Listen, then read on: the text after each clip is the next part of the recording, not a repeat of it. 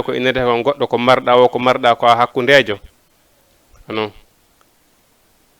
re inchallah eɗen ɓangana ɗo e dina men ko yiro ko Allah subhanahu wa ta'ala famini en haray en andi Allah subhanahu wa ta'ala wi ba'da a'udhu billahi minash shaitanir rajim ko wiwno ɗon yawma tazidu kullu nafsin ma amilat min khairin muhdar wa ma amilat min su'in tawaddu baynaha wa baynahu amanan ba'ida o wi an oɗo banu adama ñande noon tawi nde tawde ñande finiti weeti ɗo wo Allah subhanahu wa ta'ala hino yeɓani banu adama on juuɗe jiyaɓe an waɗi ɓe bakkatuji jiyaɓe an yawɓe ha fantinɗini bakkatuji muɗum yawɓe ha taƴi yurmede Allah tuube mi yaafo on ayi joni noon neɗɗo on nde o jooɗi ɗo o welsindi e tuubago rutta Allah subhanahu wa ta'ala wona no wi'iri noon la yahillu lahu an yuwakhira tawbata wona lakalaari yewtire noon daganta ko julɗo nennugol tuububuye par ce que fi honno ɓay ko haala men enen wimi yeyi mayde riggotako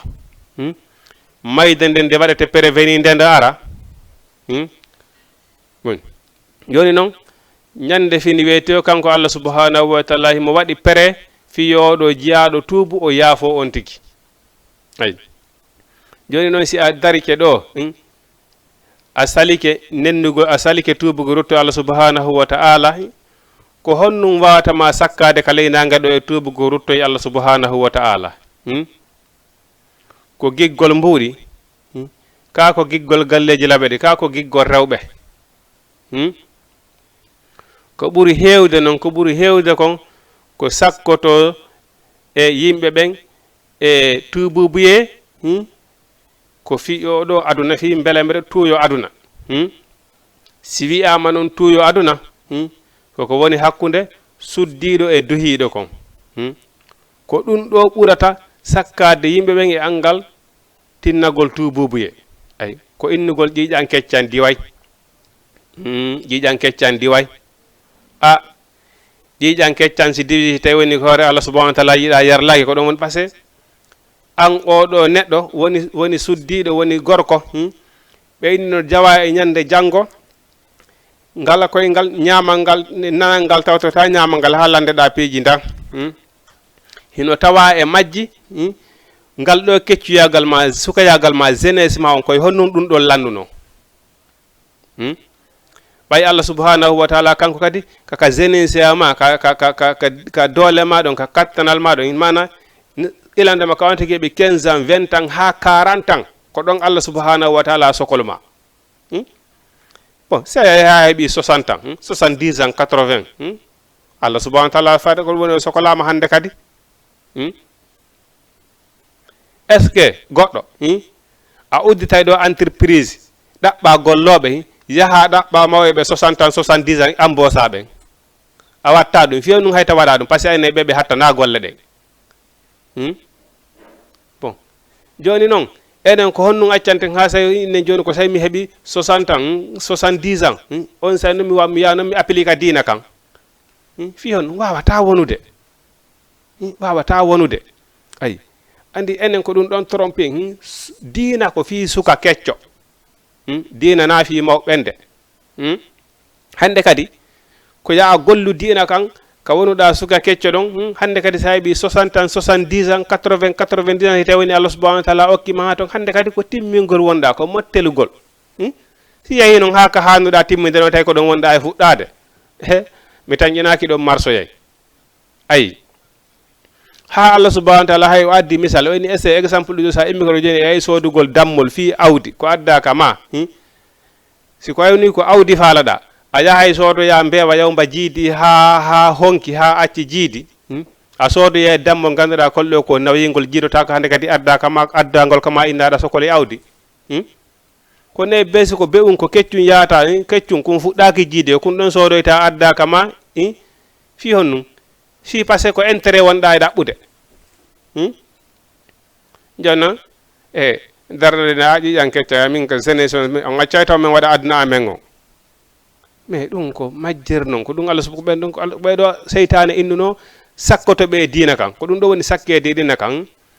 ɓeeɗo ko ɓeeɗo seytane nde inno Allah subhanahu wa ta'ala joni yaafanolam ɓay a huuɗilan a yaltinilan kawo aljanna sawi ɓe ɓiɓɓe adama joni yaafanolan ta waran ha ñande ummital Allah subhanahu wa ta'ala ini mi okkima pouvoir ɗo mi waratama ha ñande ummital o wi si Allah wala min kadi ɓe ɓiɓɓe ma adama mi sakkotoray ɓe nana e ñaamo mi addana ɓe mbaɗiji nde ɓe sansa tagudi Allah ndin no jiya e sansugol tagudi Allah ndin hande andaɗa ma ngol pentiragol ƴettugol façon piiji fof pentiro bon haɗi neɗɗo en fof hino woodi andanɗa hoore maɗa e nebbanɗan goɗɗo wujotoɗe andanɗa hoore ma hara koko dagi kono kala ko ƴettuɗa wujitata e ɗum ɗo sansa e ɓandu ma ndu naturel mo Allah subhanahu wa ta'ala jonnuma on a woni a jewama e yedduɓe ko ɓen ɗon Allah subhanahu wa ta'ala seytane innuno mi yammirayde ɓe sansa tagudi Allah ndi no Allah tagiri ɓe noon ɓenne ɓe sansa mana an joni mbaadi ndi Allah taguma ndi an andiɗo welalema ko ma ɗaɓɓana hoore ma comportement ngo an a heeɓi goɗɗum ngo ko hollama an si tawi woni a ƴetti ɗum ɗo a utilise ɗum ɗo a heɓay mana ko labinte ɓuri ko Allah subhanahu wa ta'ala taguma ɗon Allah subhanahu wa ta'ala ni ko min taggi on mbaɗi on ɓaleɓe daneɓe mbaɗi on juutuɓe ko hayfa yasaw ko min Allah subhanahu wa ta'ala tagiri no mi yiɗiri noon si Allah subhanahu wa ta'ala tagirima no wiiri noon a wi an ɗum ɗo welalema a jeyama e yedduɓe par ce que seytane o wino mi sakkotoɓe e dina kan mi yammiraɓe kadi nde ɓe sansata tagudi Allah ndi ayi bon joni noon daragol ɗo inna si Allah jaaɓi kañum ƴiƴan keccan diway ko ɗum ɗo a jeyama ɓe nde Allah subhanahu wa ta'ala wino joni seytane yaw kala jokkuɗom an ko a huɗaɗo maslumum ko a huɗaɗo ko a raɗaɗo ko a woɗɗinɗinaɗo yurmede Allah kala jokkuɗuma mi wattima e maɓɓe joni noon seytane kanko e mo andi ka perduɗa jeunesse ma fof kanko e mandu heeɓi ko falano ko ngema ka cuɗanma ha perduɗa jeunesse man 15 ans 20 ans 30 ans 40 ans si tawi woni a perdi ɗum ɗo fof a boggitori ɓaawo seytane heeɓi ko falano ko ngema ayi joni noon ko ɓeɗo seytane inno si ɓe jokkima mi wattima e maɓɓe ayi joni a daaray ɗon noon bon joni noon o wi ñande noon neɗɗo on tawi kala gollal ngol o golluno ko moƴƴi hino présenti habbimo kala kay gollal ngal o ballunata ko gollal bongal hino présenti habbimo nde ñande ɗon haray ko honno ɓe nde ɗon ayi o yeloto nde ñande o inna Allah subhanahu wa ta'ala woɗɗindinan hakkude ran e ɗe golle wona woɗɗinirɗa hakkude furnangue e hirnangue eyi hara noon wawata wonde hara wawata wonde par ce que nde ñande on tigui immidoro tawara talkuɗo hara golle makko ɗen hino siŋima wata sedde e muɗum ayi no wawi ko neɗɗo on darnoyte fami o présenté golle makko ɗen o anda way baafe yiite ɗen uddite o anda pelete ka yiite o wona e naadede o wiya e Allah o wiya accanan o ina nattanka aduna ayi nattanka aduna okkalan leereji mi golla ko yamirnoɗalan kon fof mi golla ko yamirnoɗalan kon fof e nder minute goto mi arta malaika ɓe ginna hay hata ɗum woɗɗi mo iwi aduna si woni ha iwi aduna ruttagol aduna ala hande kadi ayi hay hata woɗɗi wawata wonde malaika ɓe noon nanga on tigui ɓe pandano ɓe ɓurta noon pandude tigui ɓe nayi yo e jagale a wuurino duuɓi 50 duuɓi 60 e jakale ko Allah subhanahu wa ta'ala yamirma ko hiɗa wawno gullirde ɗum e nder leyreji e jaka a salino ay on say malaika ɓe hendo ɓe callandi kuluhu fa salluhu ay nangemo haɓɓon callemo ay ɓe nanga on tigi ɓe calla ɓe bugo ka yiite bon oɗo jeunesse il faut que darano ɗen kaɗo dina meɗen si tawni en faalaka perdude avenir men on lakara neɗɗo ko elandema 15 ans 20 ans 40 ans ko ɗo wawɗa gollude dina ko Allah subhanahu wa ta'ala ɗaɓɓi kam enen noon hande kamen ko enen ko andiri en dina ko mawɓen dina kan ko fi mawɓen ay ɗum ko majjingo hoore mum ko trompugol hoore muɗum Allah subhanahu wa ta'ala o wi inna allaha no Allah astafa o suɓike adama wa nuhan annabi adama e annabi nuhu wa ala ibrahima e ɓengure annabi ibrahima nden wa ala imrana e ɓengure annabi ibrahima nden alal alamina e dow nde ɗo tagore mana Allah subhanahu wa ta'ala o suɓiki annabi adama par ce que ko oɗo woni abul basari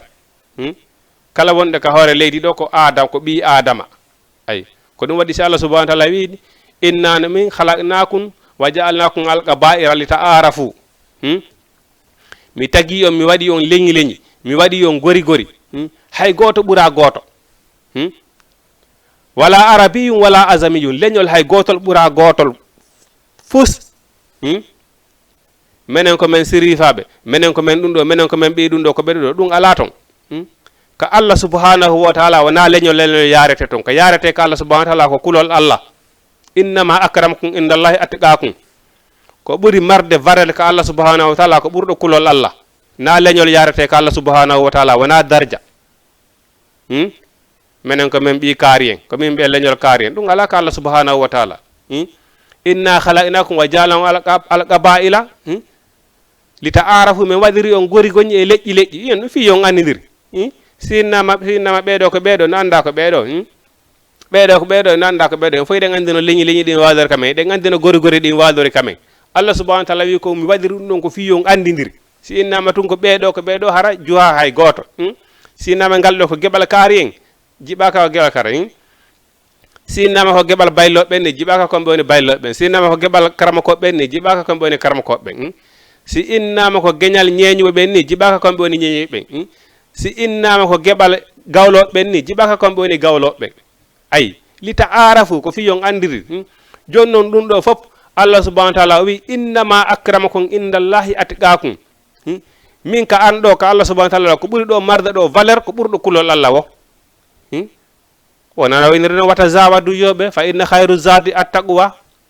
yoɓe ko ɓuri moƴƴude joɓade fof noon ko kulol Allah ayi joni noon Allah subhanahu wa ta'ala o wi o suɓike annabi adama e annabi nuhu e yimɓe annabi ibrahima lan e dow nde ɗo tagore par ce que annabi adama kanko woni aboul basari kanko woni baba kala neɗɗanke wa nuhan Allah subhanahu wa ta'ala o suɓike kadi annabi nuhu ko annabi nuhu woni adaɗo e neleɓe ɓe nelaɓe ɓen fof ko annabi nuhu woni awwalul mursalin kanko woni ada nelede wa ala ibrahima o suɓike kadi annabi ibrahima hiɗen andi annabi ibrahima sa nani makka hande ko annabi ibrahima hiɗen andi annabi histoire annabi ibrahima no o yaari makka avant taw ko sukayagal makko nde o gerduno e baba makko ka sanamuji ha o ƴetti sanamuji ɗin o soppiɗi ha heddi jandu ndun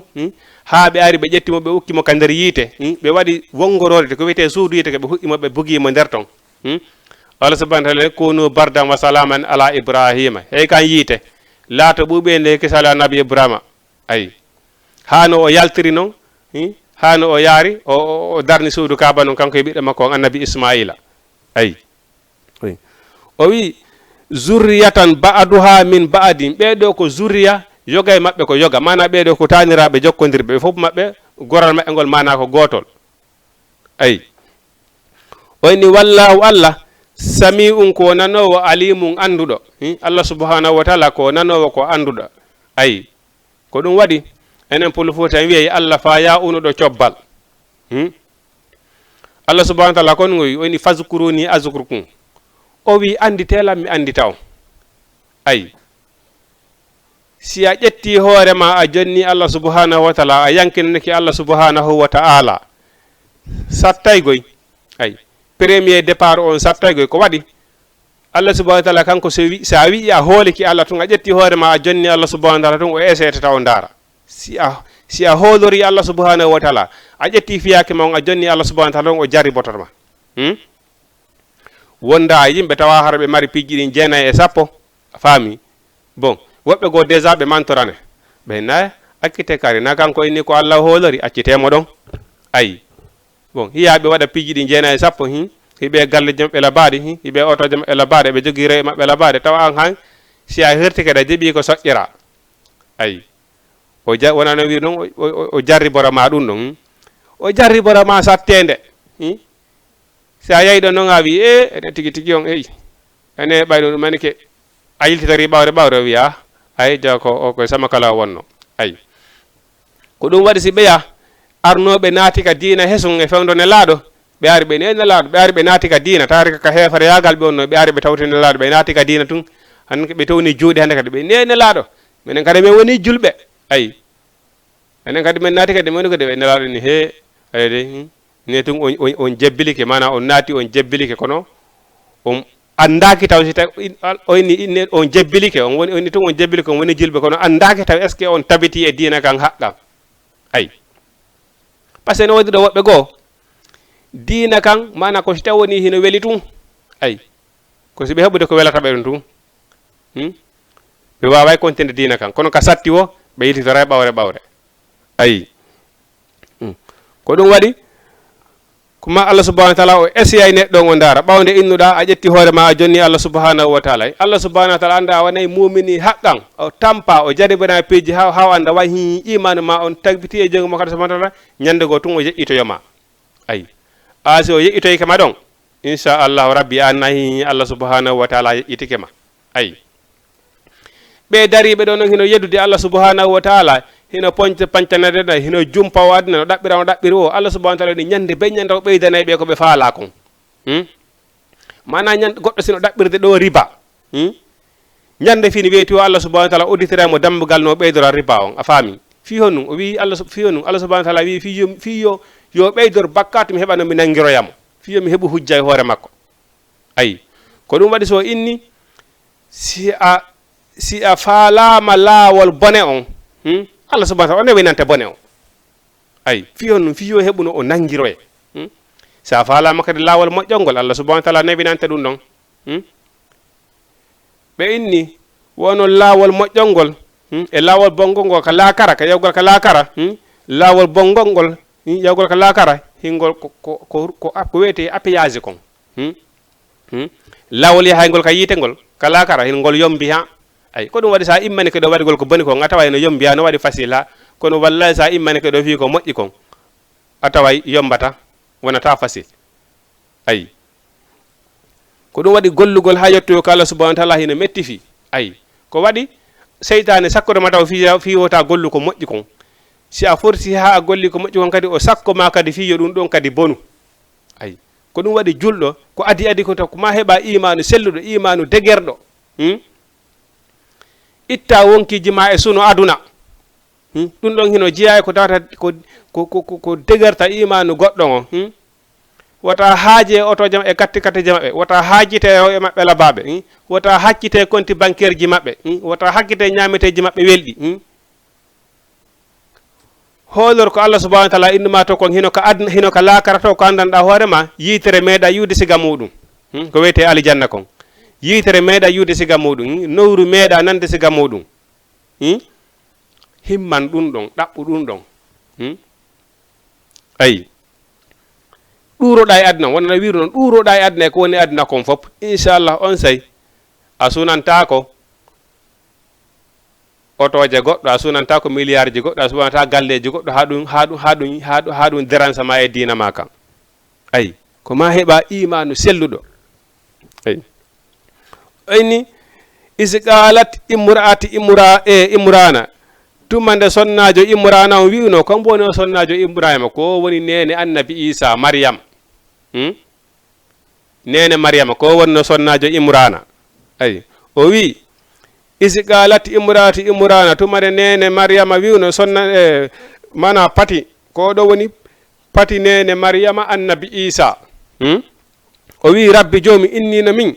nazartu laka mi takkanima ma fi batini ko woni ka reedu an ɗo muharraran ɗum ko rimɗan ɗumma fataqabbal minni jaɓana mana nene maryama nene isa ɓay woni o sowike nene maryama o wi Allah o wi ndu reedu an ndu mi sowi ɗo mi ƴetti ɗum ɗo mi waɗi fiyake ma mi ƴetti ɗum ɗo mi jonnima ɗum yo wonu rimɗan ɗumma ayi ko ɗum waɗi si ɓeyni sonnajo si a woni ha a sowike wallahi ko faalaɗa wo ko ɗum jibinta ayi bon par ce que ɓiɗɗo si tawi woni sonnajo on ko famuɗo l'islam kaka nder ɓiɗɗo on ka sowa ɗon ko ɗon o formata mo tawara si ɓiɗɗo on yalti o wonay ɓiɗɗo andanɗa hoorema mo Allah subhanahu wa ta'ala yiɗi yarli kono moden e tawi woni sonnajo so o ƴetti reedu ko leele yo o heɗoto ha ñande o jibini ɗo sikku ɗon ɓiɗɗo so ɓiɗɗo kala no comportement no nene makko comportere ka hoore leydi ɗo wo ko noon ɓiɗɗo on waata haray ɓiɗɗo no sowde ɗum ka nder reedu mum mana si tawini o sonnajo ko sowi haaji makko ala e jantagol inde Allah haaji makko ala e jantagol inde Allah bon ma si tawi woni o ala e ɗaɓɓirde no ñamete ko woni ñamde ko na ko dagi bon ɓiɗɗo on si ari taway ko ɗum kadi o ronata ayi bon woodi ne ɓiɓɓe goo ɓe anndanɗa hoore maɓɓe jibbina tawi hiɓe hunji alqur'ana ɓiɓɓe ɓen ɓe jibbina tawi hiɓe hunji alqur'ana ɗum hino selli ken ko ɗum waɗi ɗum par ce que nene jon ko sowinoɓe haaji makko ko janngol alqur'ana ko ɗum wonno golle makko ɗe faami tawi ɓiɗɗo no sowde ɗum ka nder reedu jibbinede ɓiɗɗo on tawi ko hunjiɗo alqur'ana ay ko ɗum waɗi ɓiɓɓe goo ɓe jibbinte ɗo wallahi a faami nene maɓɓe baɓɓen o ilande ma mi jibbini o ilande ma waari aduna min nenejo min o ko soñdia wonan ilam ndaari ɓiɓɓe goo ɗo kaɓe heeɓi duuɓi joyi wo ko ɗon ɓe fuɗɗoto soñdia nene maɓɓe kaɓe yalti o kaɓe yalti ɓe ardana nene maɓɓe e probléme kaɓe yalti o kaɓe yalti ñande ɓe yalti o ñande ɓe yalti ko nene ko probléme nene maɓɓe ɗo dirte ay ñande o ko faabe ka kaari ñande ɓe ɓiɗɗo kaaro yaltirde ko honnum ɗum ko comportement nene jon ka woni sowiide ɗon ay ndaaro ɗo nene annabi nene mariama ɓay o sowike ko ɗum o ƴetti décision o inni Allah subahana taala o ɓiɗɗo mo mi heɓata ɗo mi ƴettimo mi jonnima ay mana ko honnum o faandi ɗon ko ɓiɗɗon woni haalande kako kanko gollayno kako on ɓiɗɗon sowaɗo ka reedu muɗum gollayno golle ɗe Allah subahana taala faala ɗen ko kanko nene jon woni e wadde golle ɗen fii ɓiɗɗo on si o ari yo taw hi ko rinɗan ɗum Allah ayi oyi muharraran ɗum ko ɗum ko rinanmo fata qabbal minni jaɓanan innaka noon Allah anta sami'u ko an woni nanowo ko al alimu ko an woni anduɗo ayi ɓay tun o faandi he ka o sowi sonnajo on noon si Allah lanɗo jaɓi o ne ay ɓiɗɗon kandi redde to nedi l'islam o wonata yeddowo l'islam bon o wi Allah ko komi woni wolde ɗo kon noon ko an woni nanowo ko an woni anduɗo si tawi woni komi woni wolde ɗo kon koye hoore gonga an selli ko kamɓe woni an Allah subahanahu wa taala hiɗa andi ayi nde tawno noon pelet koye hoore gonga makko o woni Allah subahanahu wa taala wiimo e joddi ɓurdi e moƴƴude ayi o wi ay falamma wada ataha tuma nde o jibinno nene mariama ko ɗum woni biro annabi isa qalat o wi rabbi jomum en inni no min wadatu ha unsa mi jibbini o kono ko sonnajo mana ko honɗum o sonnajo imrana wonno ko falano ɓay o sowike ndu reedu e tago falano ko Allah subahanahu wa taala yo okkumo gorko ay ɓay tun o torike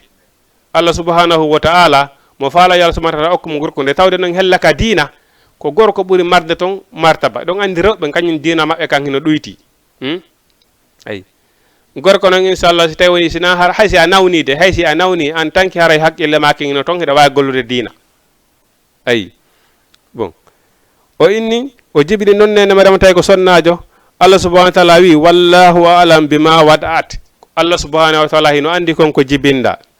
walaysa zakari kal unsa ene sonnajo kadi laataki wona gorko wallahi no woydi ɗo sonnaɓe go ɓe andanɗa hoore maɗa darande maɓɓe nde gata no ɓuuri darande worɓe go ayi wallahi no woydi ɗo sonnaɓe go darande maɓɓe no ɓuuri darande worɓe go ɗi fof noon ka diina e ka aduna yanko wallahi no woydi ɗo sonnaɓe go si a nani hiɓe janga sa testiɓe a daari ko ɓe faami e l'islamu kon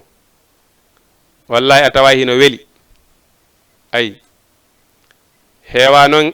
noon e mengo enen hannde wimiye no woodi wono wallahi ɓe yimɓe leydi ka wonɗo ɗo min hilan taskoɓe hilan siifa ɓe e nokkeli buy wallahi sa sonna hino janga alqur'ana ko selli tajwide wona Allah subhanahu wa ta'ala wartiri alqur'ana tartila e nokkeli goo wallahi a taway worɓe go sustadarade yeeso maɓɓe de gonko ɓente kon si yewti julnugol si gorko dari ko yeeso maɓɓe julnugol a taway a hersay de sa wattanali yiila ayi o ɗum o wi walaysa zakari kal unsa ene sonnajo lataki no wayi wona gorko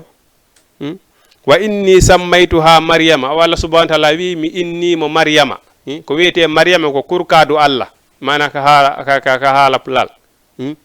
maryama ko neɗɗo kurkantoɗo Allah ko teddungal mon onon sonnaɓe wiyeteɓe maryama ande kala wiyeteɗo maryama nden inde ma ɗon ka neɗɗo wonata ko a kurkantoɗo Allah mana ko ɗum kurkanogol Allah ko tabatugol e diina kan ayi tabutugol e diina kan ay on andi no wawa Sénégal ɗo on andi ɗo kamɓe kala innaɗo ɗo Mam Zara andi ko on woni nene Serigne Touba kamɓe ɗo kala sonnajo ɗo innaɗo Mam Zara haray mo andi valeur makko on himo andi ko honum o hani waɗude mo andi ko honum o hani accude par ce que neɗɗo mo innitira on ko neɗɗo marɗo valeur fiyake mum fof ko diina ko neɗɗo mo ala cakani mo ala sama kala ko ƴettuɗo hoore mum fof jonni fiyake mum on jonni Allah subhanahu wa taala ko ɗum si Allah subhanahu wa taala okkunomo wawa ɓiɗɗo Serigne Touba ayi ko ɗum waɗi si ɓe inni sonnajo si moƴƴi mana haray o moƴƴinayi aduna on fof ay sonnajo kadi si boni haray ɗum ko poson wonande aduna on sonnajo si fewali ko poson ɗum ko poson woni aduna o posonayi aduna on par ce que ɓiɓɓe ɓe o heɓata man si tawi woni ko bandi ko yettoto ko bandi koko agressa yimɓe ko waɗa pijjanaɗa hoore ma boneji haray ɗum no hulɓini ndaare wona nene Mariama ɗo ɓawo torki Allah subhanahu wa taala e hoore no laaɓiri o jibini nene Mariama ndaare nene Mariama ko Isa woni ko jibini in fof miɗen andi histoire o annabi Isa ndaara de wona Mam Zara ɗo nene Serigne Touba ɓay o woni sonnajo moƴƴo ƴettuɗo hoore mum joni fiyake mum fof Allah subhanahu wa taala ndaare Allah subhanahu wa taala okkimo a Serigne Touba ko ɗum waɗi sen wolay sonnajo wallahi si a woni sowido koko faalaɗa o ko ɗum jibinta sa falama jibinde imam ko ɗum jibinta sa falama jibinde président a jibina siko bandi kadi falla jibinde ko ɗum jibinta ko alhaali ma on ay sonna ɓen hino hani wattande ɗo yiila moƴƴa ndaari Allah subhanahu wa taala inni si a janni sonnajo goto petti alqur'ana haray hino wawsi ko baraji haray baraji mum no wawasi tawni ko worɓe tato jannuɗa si a janni sonnajo goto alqur'ana ha o faami baraji ko heɓata ɗon kon haray a heeɓi ɗum a jannay worɓe tato si wawa heɓude baraji ko heɓata e sonnajo goto ko ɗum waɗi si ɓeɗo sonna e moƴƴi haray aduna men on moƴƴi kono wallay ɓeɗo sonnaɓe si fewali yen andu haray aduna men on moƴƴata par ce que ɓeɗo woni e jiidade ayi ɓiɗɗo noon ko ɓuuri hewde kon no nene makko comportori wo ka so yimo ɗum wo ko on comportement ɗon o ardata ayi yo Allah walle noon hara ko comportement din al islam woni ko ardi amma siko asko muɗum haray ɗum ko musiba wattane tun yiila wattane yiila hande ɓe guureji men pay ko heeɓi 10 ans ko hutani 15 ans wo ndaara si nene makko ni kaari hunde kadi ko ni watta ko bogagol mo jungo siko baba jon kan woni ko en gol baba jon kan sustama wolande sa ayi ko nenejo woliranta mo ko ɓay heɓe andi hino anda nenejo kay ko yurmede ko ne hakkude nene e ɓiɗɗo kon a faami si nene jon wowli o jaɓay ɗon e kono ko hawcita baba jon kay sohli on ɗon sa moyti siɓe waɗalima banto haray a malisa ayi ça fait ko comportement on ka départ woni moƴƴa ayi Allah subhanahu wa taala wallu en ayi o wi ayi inni uizuha bika wa zurriyataha min ash-shaytanir rajim o wi ɓawonde nene Mariama ɓawonde o jibini oɗo nene Mariama o wi miɗo mawlo oɗo immorde e seytane e zurriya makko on kala ko heɓoyta kon ayi ko ɗum waɗi an oɗo sonnajo siɗa andi no comportora hiɗa andi diina ma kan si a ƴetti reedu hiɗa andi no comportora o ɓiɗɗo ma si tawi woni a jibiɗi mo wari aduna ɗo hay hunde ko wawi mo lorrude ka aduna ɗo ala faami sonnajo siɗa andi no comportora diina ma kan wallahi si a sowike ɓiɗɗo ma on si a jibinimo o wari ka ley nanga ɗo hay hunde ko wawi mo lorrude ala ayi par ce que siɗa andi ko honnum mawlorte ɓawde jibina o adduɗamo aduna ɗo kadi hiɗa andi ko honnum o mawlorte exemple wona ɓe ɓiɗɗo ma ka woni bobo ɗon koɗon andita ndaaru ɗo ɓe sonna e meɗen si bobo jibinama ɗo haysi ɓandu makko woli ko nayima karanko nde moccanaymo ayimo ko imam on ɗaɓe moccamo ni nanggan hay du'a ɓurɗo e fanɗude ko bobo moccirte annene jo a anda ɗum ɓiɗɗo ma si ɗum annike ayatal kursi qul huwallahu falaki nasi ɗum ɗo no yoni tun ko ɗum ɗo yoni ko moccire bobo ɗum si a mocciri ɗum bobo ma seytane watamo lorude jinna seytane heɓatamo hendu seytane wata fottude e muɗum fof si watamo lorude allahumma inni a'uzuhu min kulli aynin wa lamatin wa hama ɓiɗɗo ma bimbi kala siɗa moccude mo ɗum ɗo ɗa moccude mo ɗum ɗo hay hunde ko wawi mo heɓude ala ɓiɗɗo ma mana si mo yaltude bimbi a wi allahumma inni a'uzuha min kulli aynin wa lamatin wa hama a mocci hoore makko nde ɓolimo o yalti fusi ko wawi mo lorude ala ha o hewtita kama fusi loratamo hasbiyallahu wa ni'mal wakil e ɓaytata siga ɗin du'aji hiɗi heewi mais si tawi ni sonnaji o nga anda ayi harayno metti fi pay koy noon ko mawlete koye immorde e seytane kamɓe woni boboɓe ɗon ha ɓe janɗa ha ɓe helli fe kamɓe kadi ɓe wawa wande hoore maɓɓe kono enen probléme en on enen ko si tawi woni a wara en yoɓani on tigui ka l'école o janggi hiɗen liɓude dépense on tigui no ñamude hiɗen holtindemo bon enen hiɗen sikkude wara hara en waɗi ko duwa kon hande kadi hara en waɗi priorité men pay kunkum ina woodi ko addi ɗum ɗon fof mawlugol mo e seytane ilanama ka o jibina ɗon so jibinama kadi avant o helli feede ha kan kadi o wawa ha o helli fe o heɓa 15 ans 20 ans o anda hande kadi ko nafatama ko loratamo an oɗo nenejo no farlima ñande ɓe ñande simo yaltude ha galle ma mawlugol mo si o yalti e faami seytane jinne wawanamo hay fus seytane yimɓe wawantamo hay fus ayi par ce que ko ɓuuri hewde kon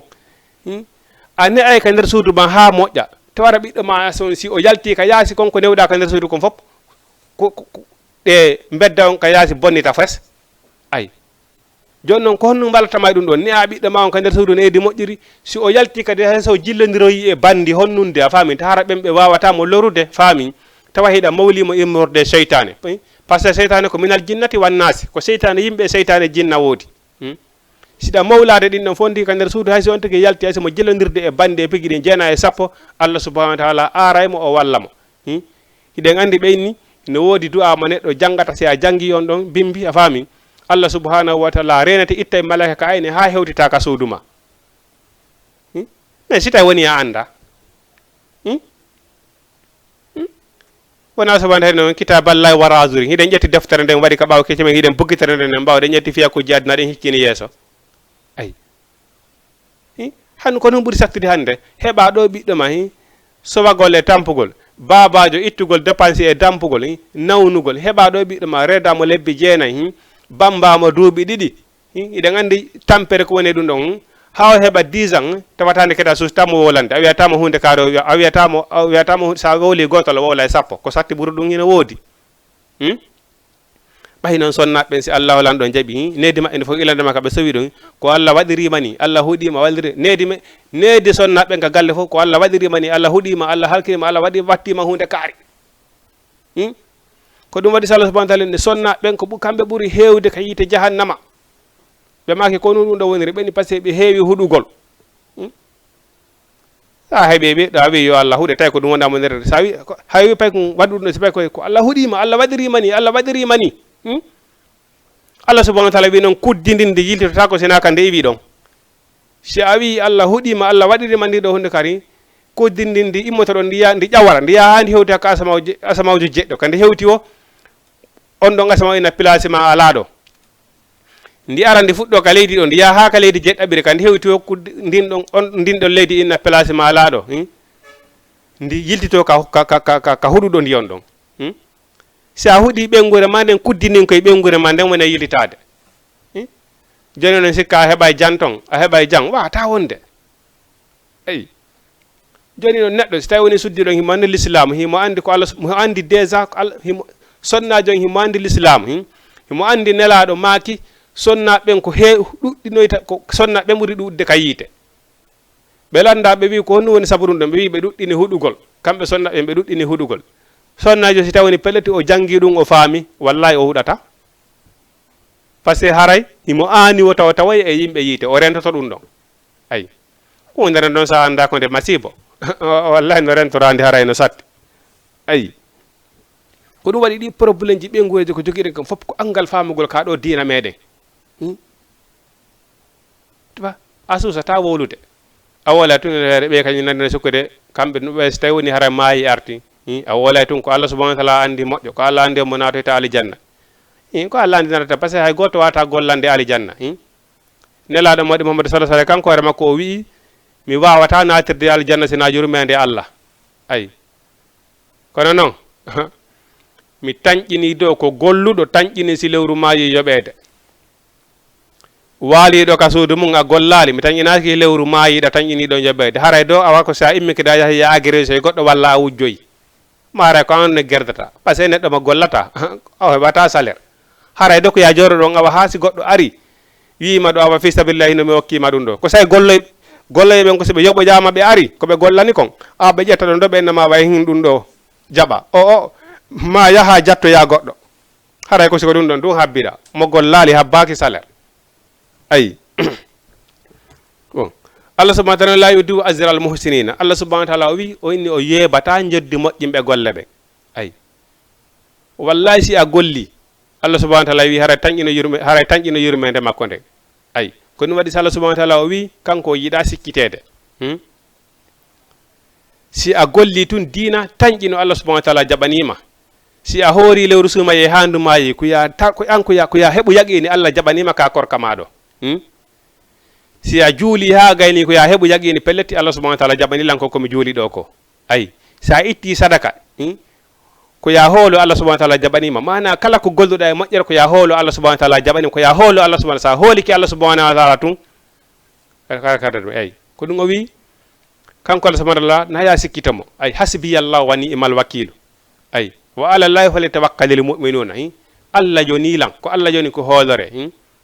ko Allah subhanahu wa ta'ala woni ko julɗo jongitato e muɗum ayi wonano wiru noon iyyaka na'budu wa iyyaka nasta'inu Allah subhanahu wa ta'ala ko an woni ko min reɓata ko an woni ko min ɗaɓɓirta ballal ayi Allah subhanahu wa ta'ala si a hoolikamo tun hande kadi hoolamo tun jogoɗa ɗon kala nde kadi ko golleɗa moƴƴere hooloɗa o jaɓanima accama ɗon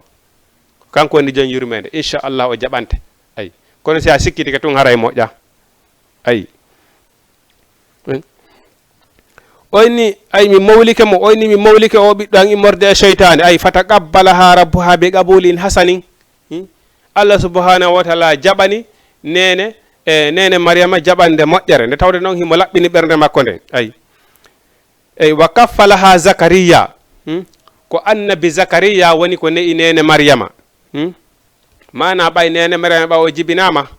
o gandi wona fewde nelaɗo sa dari nelaɗo meɗe mouhammadou sallllahu alayhi wa sallam ɓa o jibinama wona nene makko woni ko muyninimo ko halil baadi o gandi kamɓe makka fewde maɓɓe num hino woduno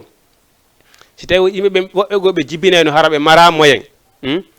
bon ko woɓɓe goo wonɓe wona ne aynoɓe dammi wona gueloɗi marɓe ɓira ko ɓen aranayno ɓiɓɓe maɓɓe ɓen naɓa ɓe toon ɓe ne'a ɓe hara koɓe yoɓuɓe nelaɗo mamadou sallallah alih w sallam ko noon o ne'ira ay ko goɗɗo goo arno naɓi mo neyi ƴeewen noon ɓe arayno ɓe waɗayno noon urɓa koye ɓe waɗi urɓa joni noon ɓay nene mariama jibinama ɓe waɗi urɓa tawi déjà annabi ko ɓe watta urɓa on tawi hey annabi zakariya o newɗo nene mariama on tawi haari o hay o ala toon fewde ko urɓa on waɗete mais urɓa on hawriti e makko kanko ayi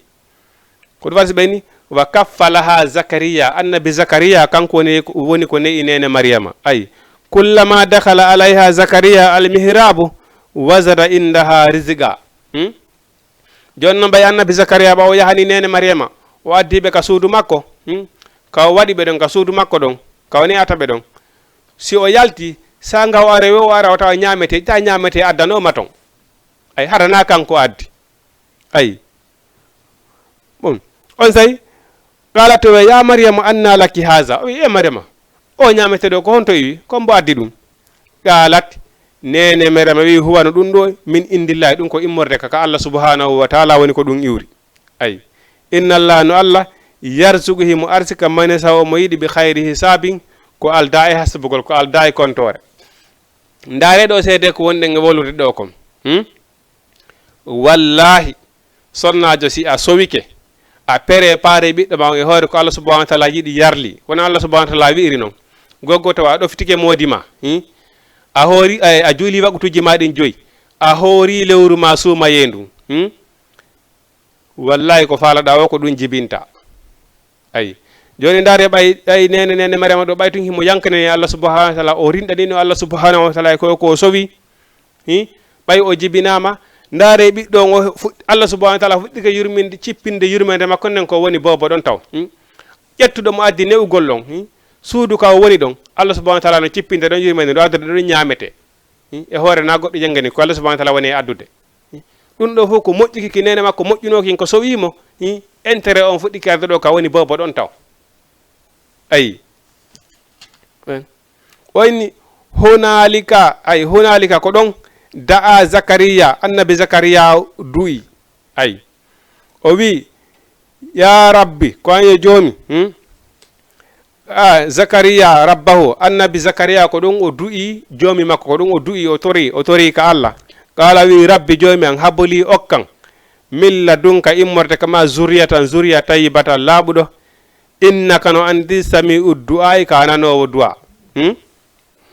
iɗon andi ko ɓuri heewde e newgol ko ɓuri heewde e yiɗugol newgol ko neɗɗo mo jibinaali neɗɗo mo Allah okkaali ɓiɗɗo on hino yiɗi ne'ugol ayi ko on ɓuri heewde e newgol joni noon annabi zakariya ɗo e tawi o woni mawɗo woni ha o nawji tawi woni ha o nawyi tawi e ɓiɗɗo makko on tawi woni o heɓali ɓiɗɗo ayi ɓeygu makko mana jibinali ko on sayi o yahani nene mariama o addi o ne'i ayi ɓay woni o addi ɗo nene mariama ka woni ata nene mariama ɗon ko ɗon o tori kanko kadi eyi o wi Allah okkan immorde e zuriya laaɓuɗo immorde kama innaka nan Allah sami'u du'a ka woni nanowo du'a ayi fa nadatuhul malaikatu on sayi malaika ɓe noddimo wo huwata e kanko qa'imum himo dari yusalli himo juulude fil mihrabu ka mihrabu mana ka mihrabu mana ka suudu makko tawi himo dari himo juulude ɓawde o tori Allah ha o gayno wi Allah okkan ɓiɗɗo fewdo noon kanko annabi zakariya ko toroto ɗum hari o nawyi mana o nawyi ha guri ɓandu makko ɗin fof ñuɗike eɗen andi goɗɗo si nawyi ha guri ɓandu makko ɗin fof ñuɗike tawi hoore makko nden fof rawni hande kadi yiyata danewol ɓalewol hoore makko nden fof rawni ko dane tun yiyata sonnaje makko on kadi nawyi ha ko ɗum woni ƴetti tiggordu o tori ɗon ɓiɗɗo ayi o wi Allah mi nawyi ƴiyan ɗen fof mi nawyi ha ƴiyan ɗen fof ɗumannike ha mi nawyi ha ɗaɗi an fof yaltiti sonnaji an on nawyi hoore an nden fof rawni kono o winni joomi mi laataki e du'a ma on komi taƴiɗo ayi ko ɗum waɗi neɗɗo ta du'o ha taƴoɗa du'a bonata e leydi du'a ko ɗiɗi ko so tawi woni a du'ike ɗo Allah subhanahu wa ta'ala o jabinanima ɗo ma o maranima to par ce que du'a ko ɗin ɗiɗi ko ɓuri hewde kon julɗo Allah subhanahu wa ta'ala o wiwohimo tellement que yurmede Allah subhanahu wa ta'ala e moƴƴere Allah subhanahu wa ta'ala nden o wi kanko Allah subhanahu o wi himo hersa nde du'aɗo nde jiyaɗo fewtata fontata juuɗe mum ɗe wiya ya rabbi o ruttade hara Allah subhanahu wa ta'ala okkoralimo ko tori kon kanko Allah subhanahu wa ta'ala wi himo hersa ɗum andi teno moden si Allah subhanahu wa ta'ala yimiɗo hersa jiyaɗo an on nde fewtata juuɗe an o wiya ya rabbi mi ronkama okkude kon komi torimo ɗon kon kono hino waɗi sarti on ko honnum kota taw hara min ko sayi mi maapi wosi mi fewta Allah subhanahu wa ta'ala ko ɗon woni probléme on enen noon ko ɓuri heewde kon ko sayi maapi ɗen wo anditen Allah wallahi si tawi ɗo joni hande karama ko Ibrahima hande dépense no woodi joddo suudi maapinalam luwasi mana piji ɗi jene sappo tout est bien fewn ɗon saray ha jowan ala fewn ɗon sa ko welatalan ko birdi ayi ko si yahi ha woni satti mi andi ɗo hande ngaɗi mi ƴetta jikkirolan ya Allah ya rabbi si satti on sane mi wata salligawol yaka jolderde juwala tewta wagoto ndaaya tugo ko ɓuri heewde kon e jooma jawle en wallahi hay tottugol wagoto ko probléme e maɓɓe ay ko tottugol wagoto ko probléme ram ko neɗɗo si tawi woni piiji ɗin fof no tout est bien wallahi ko haray mo heewi kawa yegitata Allah subhanahu wa ta'ala ko ɗum waɗi so Allah subhanahu wa ta'ala inni ko ɓuri heewde kadi e yimɓe aljanna ɓen ko miskinaɓe ɓen enen noon daraɗen ɗo inen mo mara jawdi wawata rewde Allah l'essentiel ko woni l'essentiel on ko heɓugol imanu billahi sa heeɓi yaqinu selluɗo lette aduna tampere aduna ɗum ko fussi noon ɗum ko ha seeɗa si iwirade gurdam wo iwira e mayde si iwirade gurdam o si iwirade hectare o iwira e mayde ko go a tampiɗo ha Allah subhanahu wa ta'ala itikema walla a tampi ha maayi ilanema ko mayde awane kadi a seydi tampare tawni ko moƴƴere Allah subhanahu wa ta'ala maramma to ayi kono ko ɓuri heewde kon wallahi jooma goɗɗum en wallahi ɓe heewi kay guitata Allah subhanahu wa ta'ala goɗɗo hay si tawi woni tan daragol totta wago to woni probléme e makko i tisikke goɗɗigo en heɓugol tan janngugol alqur'ana ma waɗugol goɗɗigo e goɗɗigo ayi ko ɗum waɗi neɗɗo si a torike ɗo tun si a torike Allah subhanahu wa ta'ala si o ndaari ko pigi ɗiɗi mo wawi ndaɗo tawa konko toriɗa ɗo kon so okkima kadi naɗo haara mo ƴayma ida wawi torade ɗo jawdi Allah subhanahu wa ta'ala ndara tawa so okkima ndi jawdi ndi moƴƴayma par ce que on sa a yedda heɓa jawdi ndi ɗum murta yedda par ce que ɗum heeɓi e sahabaɓe sahabajo ko arino ko nelaɗo wi nelaɗo toranola mi tampi nelaɗo maki accu nde tampere ɗo ɓuurma moƴƴande o wi nelaɗo toranola nelaɗo toranimo jawdi ndin heeɓi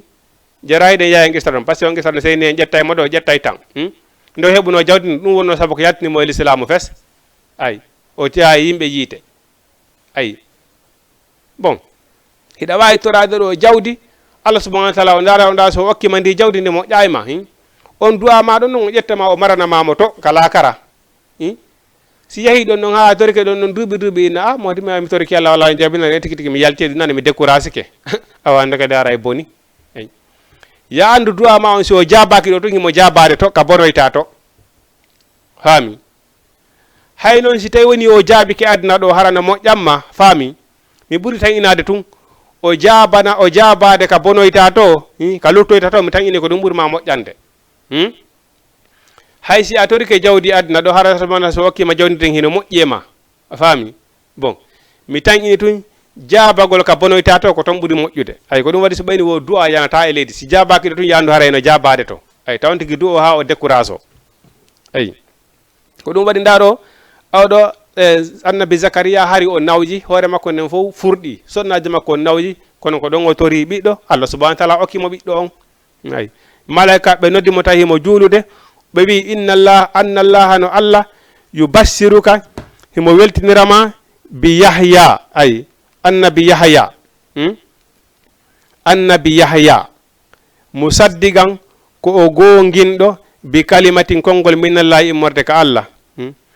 wa sayyidan ko o kohojo wa hasuran ko huɓɓidiɗo ko rentiɗo e waɗugol ko bone ay wa nabiyan ko annabajo mina salina ko jeyaɗo e moƴƴuɓe kadi ay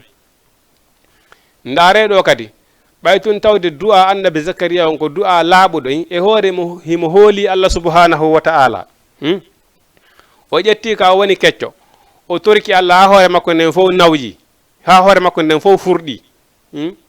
bon o nawyi ha guri ɓandu makko ɗin fof yaltiti joni ko ƴiye tun heddi fayda sonnaji makko nawyi ha ƴetti tuggordu o wi Allah wallahi mi laatay koye du'a ma on komi taƴƴiɗo ha joni do hilan hoolima ay toujours ko yewtinire mbawɗa ko neɗɗo na ya sikkito Allah subhanahu wa ta'ala ka sikkuɗa Allah woja andu haray golleji ma ɗin boni Allah subhanahu wa ta'ala sikkitaye kala ko waɗuɗa ko ya hoolo e moƴƴere hoolo Allah subhanahu wa ta'ala jaɓanima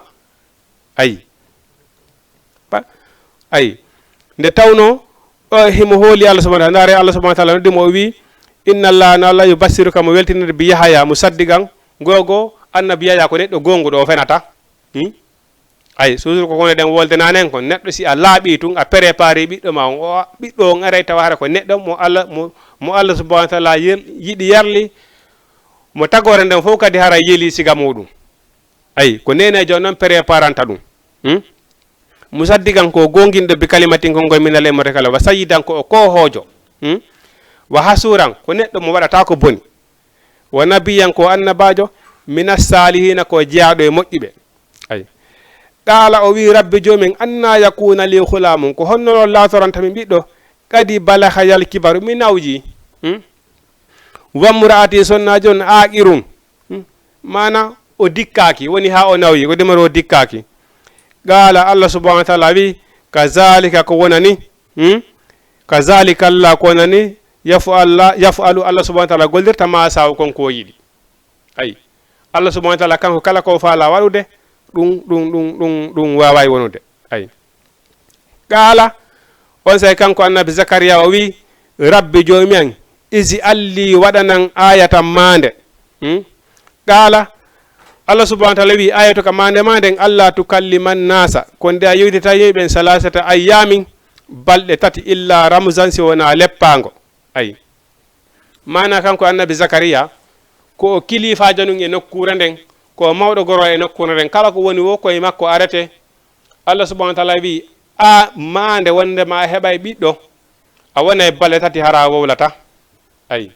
mo ari landike ma goɗɗum ko ya sappanonde ko ya medirande ko ya sappo ay ko ɗum waɗi hino dagi ko wiyete foddugol Allah kam wiyete takke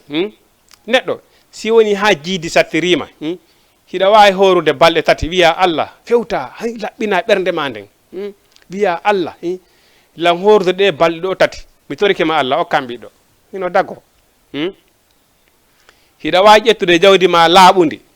ndaara miskino faami sadaka kadi koko wiyete kadi ko a ƴettu sadaka on jonna kadi ɓe haton jinaɓe jonede miskineɓe wona nden inna masadakatu al masakini wal fulgara wal masakini wa bonus sabili wa sa'ilina kono enen ko ɓuri tampude kon hande ko Allah subhanahu wa ta'ala wino kon hande ko fotayɗo marde woni neno woto e baba goto na ya ƴettu sadaka ma on jonno ya mo andanɗa hoore maɗa hino mari ko ñama ha lutta sa itta sadaka jonnu ɓurɗo haton jinɗo e jonnede bon hiɗa wawi ƴedde jawdi ma laaɓudi jonnoya miskino haton jinɗe muɗum wiya Allah andi jawdi ɗo mi ƴettindi mi sakkike Allah subhanahu wa ta'ala okkam ɓiɗɗo Allah subhanahu wa ta'ala wawi ƴettede mone muɗum okke ma wiya Allah sa okkilam ɓiɗɗo mi horante balɗe tati ma Allah sa okkilam ɓiɗɗo ndi jawdi an ɗo mi okkandi goɗɗo ay ko way tati sigari ɗon piiji hino daggo ay ko ɗum wiyete takkangol Allah kono noon si a fodi Allah ɓeni haray woni farilla de ko ya honnu joni ko an andi hiɗa wawi hoolade Allah subhanahu wa ta'ala Allah subhanahu wa ta'ala mi ƴetti garanti mi hooray balɗe tati Allah subhanahu wa ta'ala okkam ɓiɗɗo Allah subhanahu wa ta'ala mi ƴetti garanti mi faala horude balɗe tati nde nawnare wondi an Allah subhanahu wa ta'ala ittanande ay Allah subhanahu wa ta'ala mi hoori balɗe tati mi ƴetti garanti Allah subhanahu wa ta'ala nde satte nde wondi han Allah subhanahu wa ta'ala ittana Allah subhanahu wa ta'ala mi hoori balɗe tati Allah subhanahu wa ta'ala yafanalan nenan e baban Allah subhanahu wa ta'ala probléme jino nde ɓe nguura mi ronko sendidirde hoore binde mi hoori balɗe tati Allah subhanahu wa ta'ala mi torikema miɗo hoorde balɗe tati fatta Allah subhanahu wa ta'ala ɓuttiranan ka ɓe nguuram waɗanan jam e kisiye ka ɓe nguuri am no wawi wonde holoɗa mo waɗa acca ɗon hande kadi acca ɗon Allah accita kanko golle makko ɗen kanko andi o hiɗa wayinude Allah sa okkilam ɓiɗo mi hoorante balɗe tati Allah subhanahu wa ta'ala nde nawnare wonde an sa dikkini lan nde mi hoorante balɗe tati Allah subhanahu wa ta'ala ɗi probléme ji wondi ka ɓe nguuri an Allah subhanahu wa ta'ala sa ittani lan ɗum mi hoorante balɗe tati faami haray ɗon noon ko ya mandi to ñande ɗum ɗon waɗoy ñande ɗum ɗon waɗoy si woni duuɓi temedere lebbi temedere haray ko ya hooroy balɗe tati ɗe wiwɗaɗe ma siko jawdi ma innoɗa sakko tara ko ya sakkoyo jawdi ndi faami par ce que haray woni farilla e hoore ma hande kadi mana farilla komo Allah subhanahu wa ta'ala farloma emo farlanɗa hoore ma si a wi Allah si a okkilam ɓiɗɗo mi hoorante balɗe tati walla mi hoorante lewru ma Allah subhanahu wa ta'ala o sonnaji mi faala Allah subhanahu wa ta'ala si Allah waɗnila mi jombi o sonnaji mi hoora e balɗe tati si woni ko ya hooru haray woni farilla e hoore maɗa si a hunnali ya andu haray no hakkunde ma e Allah subhanahu wa ta'ala ɗo ayi ko ɗum ɗo ko ɗum ɗo oɗo annabi Zakariya ko ɗum ɗo Allah subhanahu wa ta'ala wanno farilla e hoore makko ma nde o heɓa ɓiɗɗo on ko yewdidata yimɓeɓe e nder balɗe tati e nder balɗe tati o wolata haala ayi oyni rabbaka ay oyni waskur rabbaka janto yene jomma kasiran ko heewi wa sabbihi subbunhinoɗamo kanko Allah bil asiyi ay bimbi wal abkari e kikiɗe neɗɗo ko ni wayi hiɗen andi Allah subhanahu wa ta'ala wi o wi jante inde Allah wonano jantorton inde babira e moɓen ɗon neɗɗo kala wo ko wawɗa wonde kala wo ka wonɗa hiɗa wayi neɗɗo hebbinore Allah subhanahu wa ta'ala ne hebbinore wiigol astaghfirullah subhanallahi walhamdulillahi Allah subhanahu wa ta'ala inni ko konguɗi hayfuɗi ka aduna ɗo marɗi martaba ka Allah subhanahu wa ta'ala hiɗen andi ɓe inni astaghfirullah si waɗama e beɗo balansi aduna on fop e ko woni aduna ko fof waɗama e beɗo balansi astaghfirullah on peesay joni noon koko insinotoɗa astaghfirullah subhanallah ɗum ɗo fof kaka baraji ma wona waɗede ka mandaka ma wona waɗede ñande janggo joni fiyama moden astaghfirullah goto fiyama si waɗama wa e beɗo balance ɗum ɗon peesay ko woni aduna ko woni aduna kon fop si Allah wallima noon taw an hiɗa hebbinorno wiigol astaghfirullah hiɗa hebbinorno wiigol subhanallah hiɗa hebbinorgo wiigol hamdulillahi ɗum ɗo taw yama e beɗo balance maɗa nelaɗo maaki wo kamɓe ñallal wo ñallal ɓe nelaɗo maaki hebbinore wiigol astaghfirullah subhanallahi walhamdulillahi ɓe wi kamɓe wonali ñellal won ñallal sina ñande woññande ɓe heɓay astahfirullah laabi temedere c'est facile astahfirullah astahfirullah astahfirullah astahfirullah mode ɗum hino yombi hay sika bureau ma wonɗa hay siɗa doginde oto hay siko a maçon hiɗa mahude hay siko a électricien hiɗa seerude jande hay siko a mécanicien hiɗa goɗɗade jande ɗa wi wayde ɗum astahfirullah subhanallah hebbine rewigo astahfirullah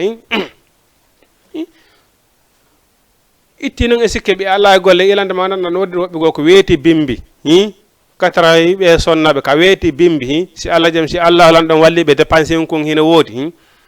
ɓe liɓanama dépense en kon télé o hino jooɗi ko weeti bimbi ko série ha e série oɗo lande ɗum ɗon ɓe ama ɗon 24 heures 24 ɓe feƴƴiɗon hiɓe ka Facebook hiɓe ka TikTok ko baraji hon ɗum marɗa ɗon a daaray ɗon série ha heɓa ɗon baraji hon ɗum ha mandake maɗen ha ɗon hon kawanata ɗo Facebook e on andi o Facebook ko e ton ko nemaji ɗi Allah subhanahu wa ta'ala wiwno nelaɗo makuno ɗi aroyay ɗi o en andano ko nemani parce que no wodiro woɓɓe go ko ɓe naati ka Facebook ɗo ko darugol bayanaji e janga du'aji ko ɗum ɓe woni e darde no wodiro woɓɓe go kadi wallahi ɓe naati ka Facebook ɗo kaɓe yi du'a o ko ɓe rombuɓe feƴƴa a faami bon mana Facebook ko nema mo Allah subhanahu wa ta'ala waɗi hino wawi nge yite nge wonɗe e gollitirde ka aduna ɗo nge yite nge wonɗe e defirde ñameteji meɗen ka aduna ɗo nge ko nge nemani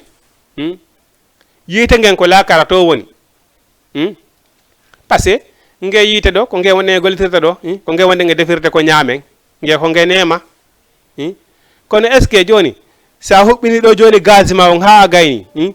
a ƴetti jungo ma ngon a yolli ton sunnima est ce que hara nge wonanima nema hara nge wontaningama lorra kono est ce que sa ƴetti ɗon nge on gaz ma ɗon a saggini a defiri ɗon ñiiri e maafe a ɓanni a ñaami na wontanima nema woni nema a goldiri ko Allah subhanahu wa ta'ala addiri nge ɗo ko a waɗiri nge nema kono si a huɓɓi nge ɗo a gayni a ƴetti a okkita jogo ma a sunni hoorema est ce que haray ɗum nafima a Facebook kadi ko noon wayi bonɗi ɗi jeena e sappuno ton moƴƴi ɗi jeena e sappuno ton joni kam woni darante ɗon hoorema télévision ji ɗin kadi ko noon wayi bon ko nemaji ɗi Allah subhanahu wa ta'ala addi haray neɗɗon ko ma wattana yiila ayi o wi oyni waysi qatil malaikatu ayi anduto tumande malaika ɓe wiwno ya maryama ayi ko an maryama uguniti mana yankinano ya maryama waysi qatil malaikatu andutu tumande malaika ɓe wino ya maryama ko ayo maryama ay inna allaha no allah astafaki o suɓikema wa tahhiraki o laɓɓinima wastafaki o suɓikema ala nisa'il alamina e nder dendalngal sonnaɓe hoore leydi ndin ɗo Allah subhanahu wa ta'ala o suɓike nene maryama ko ɗum o suɓorimo gogo ko neɗɗo mo waɗata zina hiɗen andi nene maryama ɓay woni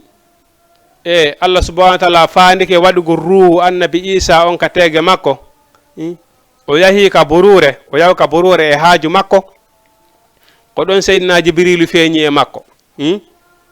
peleti o haynile o andi peleti o gorko wonɗo e arde makko ɗo peleti o hina ɓurimo doole o ka woni ɗo ka faala o waɗa mo heɓata ɗon faabo mo andi o gorko nder makko ɗo ɓurimo tawi ko seydina jibrilu tawi Allah subhanahu wa ta'ala immini seydina jibrilu waɗugol ɓiɗɗo on e makko wuttugol ruhu on e makko o hayni seydina jibrilu narama ko himo andile kanko nene marama himo aadi o waɗata zina o waɗata bone eyo jibina o waɗali bone o miijaki waɗugol ɗum o wi mi mawlike ma ango wonde e arde an ɗo si tawini ko a neɗɗo hulowo Allah o wi ɗum seydina jibrilu a wi o wi yama gorko wonde e arde an ɗo mi mawlike ma par ce que sonnaji exemple so aymi ko ɗo a yeey ka borude ɗum a yalti to ɗo e gorko wubbi ar golle ma est ce que a miito ko moƴƴo woni adude e ma a miito ko wonde arde wiyoyol gollam o hayni seydina jibrilu no ara e makko tun o wi mi mawlike e ma mi mawlike e ma e Allah so tawini ko a neɗɗo hulowo Allah siko a neɗɗo hulowo Allah wata mema ayi on sa seydina jibrilu wi ko Allah neli lañde mi waɗu ruhu e ma emi waɗu ɓiɗɗo e ma jibina o wi ko honno mi heɓirta ɓiɗɗo mi waɗali ko boni hande gorko meeɗala memde konno mi heɓirta ɓiɗɗo ay on sa seydna Jibril wi he Allah subhanahu wa ta'ala wi kala ko faala wadde ko ɗum o waɗata ɗum wata juhe ayi ko ɗum si Allah subhanahu wa ta'ala wi o suɓiki nene Mariama o laɓɓinimo goko ko ɗum o suɓori nene Mariama nene makko taw ko neɗɗo moƴƴuɗo ko neɗɗo mo waɗata ko bone ko neɗɗo laɓɓinanɗo Allah subhanahu wa ta'ala nene Mariama kankadi ilandema o jibina o waɗali ko boni o miijaki waɗugol ko boni ko ɗum si Allah subhanahu wa ta'ala wi o laɓɓinimo ayi ko ɗum wiwɗen sonnaɓen ka alijanna ko ɗum waɗi si Allah subhanahu wa ta'ala wi ka alijanna to hino wodani ton worɓe ɓen sonnaɓe laɓɓinaɓe par ce que fiyon honno ɓe laɓɓinira kamɓe ɓe anda gorko no wodi sina moodi maɓɓe eyi ko qasira tout tarfi Allah subhanahu wa ta'ala ko raɓɓiɗinaɓe guite sonnajo si woni juutuɗo guite ko ɗum woni sonnajo juutuɗo guite ko yiyowo worɓe go ka yaasi inna ɓeɗo hino ɓuuri moodiyam valeur ayi sina ɗum moodima ko foofi o ko foofi ko jaasi o ko jaasi ɓay ko Allah subhanahu wa ta'ala ewnoduma e muɗum hay ɓiɗɗo président on ɓuura moddima valeur yeeso ma si tawi woni koko hani kon hara ko ɓiɗɗo président on walla ɓiɗɗo ministre o maaro ko hombode gorko no wawi wonde wo ko adda kon wawi wonde o hana heɓude valeur yeeso moodima si tawi dey ko moodima ayi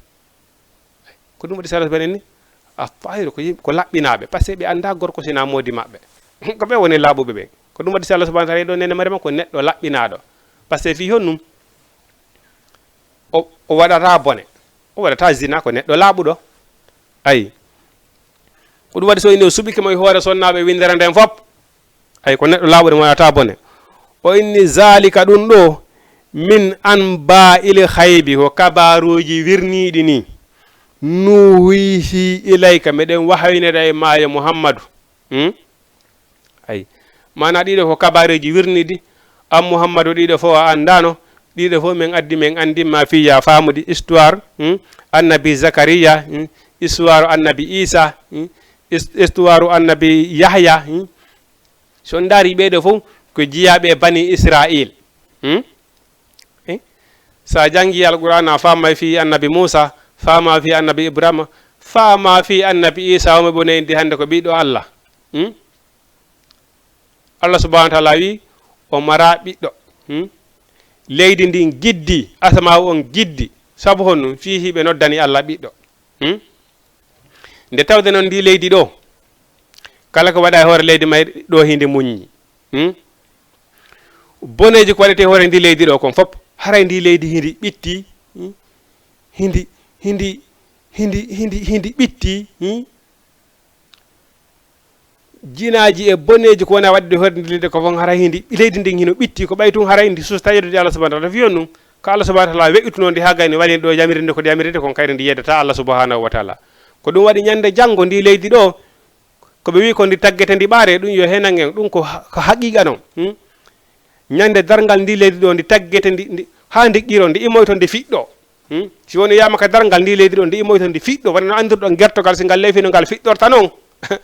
nde fiɗɗo hande kadi si ndi fiɗɗike ɗon hande gayni hande kadi kala bone mo goɗɗo wanno ka hoorde ɗo hande kadi bone hon kum pittoyoɗa faami kun ƴette kum warke joom makkum ko ɗum waɗi si ɓeyni ñande janggo woɓɓe go warkoyte boneji mum ɗi gafatawa pelle pelle boneji ndi o Allah subhanahu wa ta'ala hino lanɗo ko min tagoɗa hino lanɗo malaika ɓen taggandi ndi ɓaareɗa leydi goo weƴƴite ka tawgore nde ñawete ɗo ndin ɗon ndi rongdanta ko hay goto bakkatu hum muɗum ko ɗum ɓenno ñande janggo goɗɗo rondoyto boneji mum ɗi gafatawa pelle ayi nden ñande tellement que boneji ko waɗete no e hoore leydi ɗo konko ndi moni konko nden ñande ndi fiɗɗoyto boneji ɗi fof yalta mo kala hande ka ɗon ƴette bone hum mum warke ayi bon ɗum waɗi o wi ko ɗum waɗi so wi ɗum ɗo meɗen wahayina e maɗa ayi min an ba il haybi ko kabaruji wirniɗi nuhi ilayka meɗen wahayniɗa e ma ayi joni ndi leydi noon mana ko konko ɓe noddani Allah ɓiɗɗo ɗon kon ko ɗum tun heeɓi ko dillini ndi e asama o monini ndi nde ɓe wino Allah no mari ɓiɗɗo janongo o daro ɗo ina Isa ko ɓiɗɗo Allah ça fait Allah subhanahu wa ta'ala kanko o waɗay kawake ko wiyete kawake kon o waɗay mise fi honno fi yo tagaɗo on andu pelleto ɗum ɗo ko kanko Allah subhanahu wa ta'ala wahi ɗum wawi wadde ɗum ɗo ayi wa ko ruhu seydina jibrilu Allah subhanahu wa ta'ala yamiri yo yawo wutta e tegganane marman o soho annabi Isa o wi Isa ka masali adama Allah subhanahu wa ta'ala tagi baba adama o mara nene o mara baba o tagi Isa Isa no mari nene mara baba ayi o yiwa ma kunta ladayhim am muhammadu a alano ka maɓɓe isi yulquna tuma nde ɓe bogotono aqilama hum karambe maɓɓe en ayyuhum kombe maɓɓe yakfulu maryama ni ata maryama mana nene maryama fayno ko jibbinano wirno ɗen noon no woduno woɓɓe goo a tawani woɓɓe goo ɓe jibbinayno hara ko patron ɓe jibini hiɓe mari moyen joni noon arayno e ƴettingol ɓiɓe muynira e men tawi ko miskinaɓe ko ɓe ara ɓe muyniraɓe yoɓe bon ayan noon woɓɓe goo si arino hara woɓɓe goo ɓe waɗayno urɓa ara woɓɓe goo no faala hen darde ɓiɓɓe patron ɓe ɓen ay ɓe waɗa noon urɓa joni noon annabi Zakariya o ɗo ko ɓe nde tawno Allah subhanahu wa ta'ala nanduno kadi ko neɗɗo moƴƴo nene Maryama kadi ko ɓi moƴƴo ko neɗɗo moƴƴo Allah subhanahu wa ta'ala ko faala Maryama ko yo ne'oye e nokkure moƴƴunde ɓaɓe waɗi urba ko ɓe waɗata urba hari annabi Zakariya o ala ɗon on faami mais kono urba on haari to e makko ayi wa is qalatil malaikatu anduttumande malaika ɓe wiwno ya Maryama ko an yo Maryama inna allaha no Allah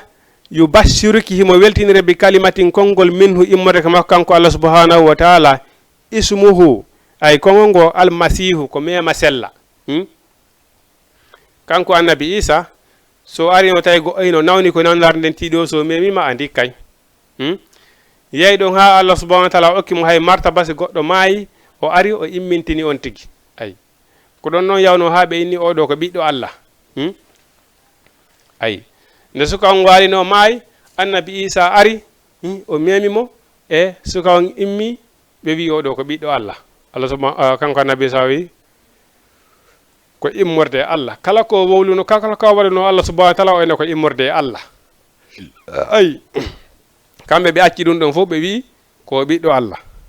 ayi ko ɗum ɓe winirimo almasihu mema sella ay Isa ibnu Maryama ɓiɗɗo nene meɗen Maryama ayi wajihan annabi Isa ko o jon jaahu fi duniya ka aduna ayi wal akhirati e ka lakira kadi wa minal muqarrabina ko jaaɗo e ɓattinoyaɓe Allah subhanahu wa ta'ala wa yukallimu nnas tawi annabi Isa o yewtida yeɓe fil mahadi ka woni penu ɗon annabi Isa ka wonno penu ɗon te o yewtiday ɗon e yimɓe ɓen wona andirɗa wona makko ba wata wona hellifaɗo wata yewtirde noon ayi ko waɗi wona annabi wona nene Maryama fo hino andunno ko neɗɗo mo waɗata ko boni neɗɗo mo zinata joni noon o immi ko yahi ka burure o sahoyke tan o ɓiɗɗo ayi bon o woni toon ha o jibini o arde e ɓiɗɗo on ka saare joni noon pelete Allah subhanahu wa ta'ala hino anduno si o ari ka saare ɓe landatamo kon to ɓiɗɗo ko boni baba o ɓiɗɗo ɓe andiramo moodi ɓe andiramo waɗugol ko boni ayi kanko tigiri nene Maryama wi o miiji o ini jonnon si o hoytidi o ɓiɗɗo ko ɗum o wiyata yimɓe makko ɓen ɓay ɓe lantamo fi o ɓiɗɗo Allah subhanahu wa ta'ala wi ɗum noon ɓiɗɗo on jabanto hoore mum ayi ɓay o hewti ɓe landino ne Maryama ɓe inni Maryama kon boni baba o bobo on say annabi Isa o jaba o ni innina min rasulullahi min komi nelaɗo Allah ko ɗon o fuɗɗi wowlude kanko annabi Isa ko ɗon o fuɗɗi wowlude o fuɗɗino wajjade hari ko o bobo ayi on say ayi o landiɓe ɓay ɓe landike mo ɓay ɓe landike nene Maryama ɓe ni kon boni baba o bobo ɓe oyni lande bobo on ay o wi lande bobo ɓe ni ko honno men landorta penu kono min wata woldude e penu ɓaɓe woni ɗum on say annabi Isa jabi ɗum o ni innina min rasulullahi min komi nelaɗo Allah ayi ko ɗon noon ko ɗon o fuɗɗi yewtudete ay ko ɗon o fuɗɗi yewtude e yimɓe makko ɓen ko ɗon o fuɗɗi yewtude yimɓe ɓen ay oyni wa kahalan ay filmade ko wa kahalan e ka o hellifa ɗum wa mina salihina ko jihaɗo yimɓe moƴƴuɓe kadi ay qalat o wi rabbi joomi anna yakunu li ko honno laatorantan mi waladum ɓiɗɗo wa lam yamsasni memalilam basaru neɗɗanke ayi qala on sa seydina jibril wi kazalikillah ko nani allah subhanahu wa taala yakul woni ko tagirta maya saw kon ko yiɗi ayi iza qada allah subhanahu wa taala si tawni o ñaawi amuran fiyake fa innama yaqulu lahu kun fayakun ayi fiyaki allah subhanahu wa taala fof ko hakkunde kaafu e nunu woni ayi allah subhanahu wa taala so wi tun kun ko tangata hunde nden ko wiide kun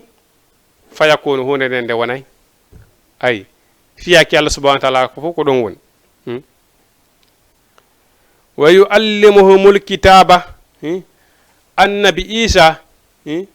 himo andi nde ɗo deftere wal hikmata himo andi ñaawoje ko woni e deftere nden kon ayi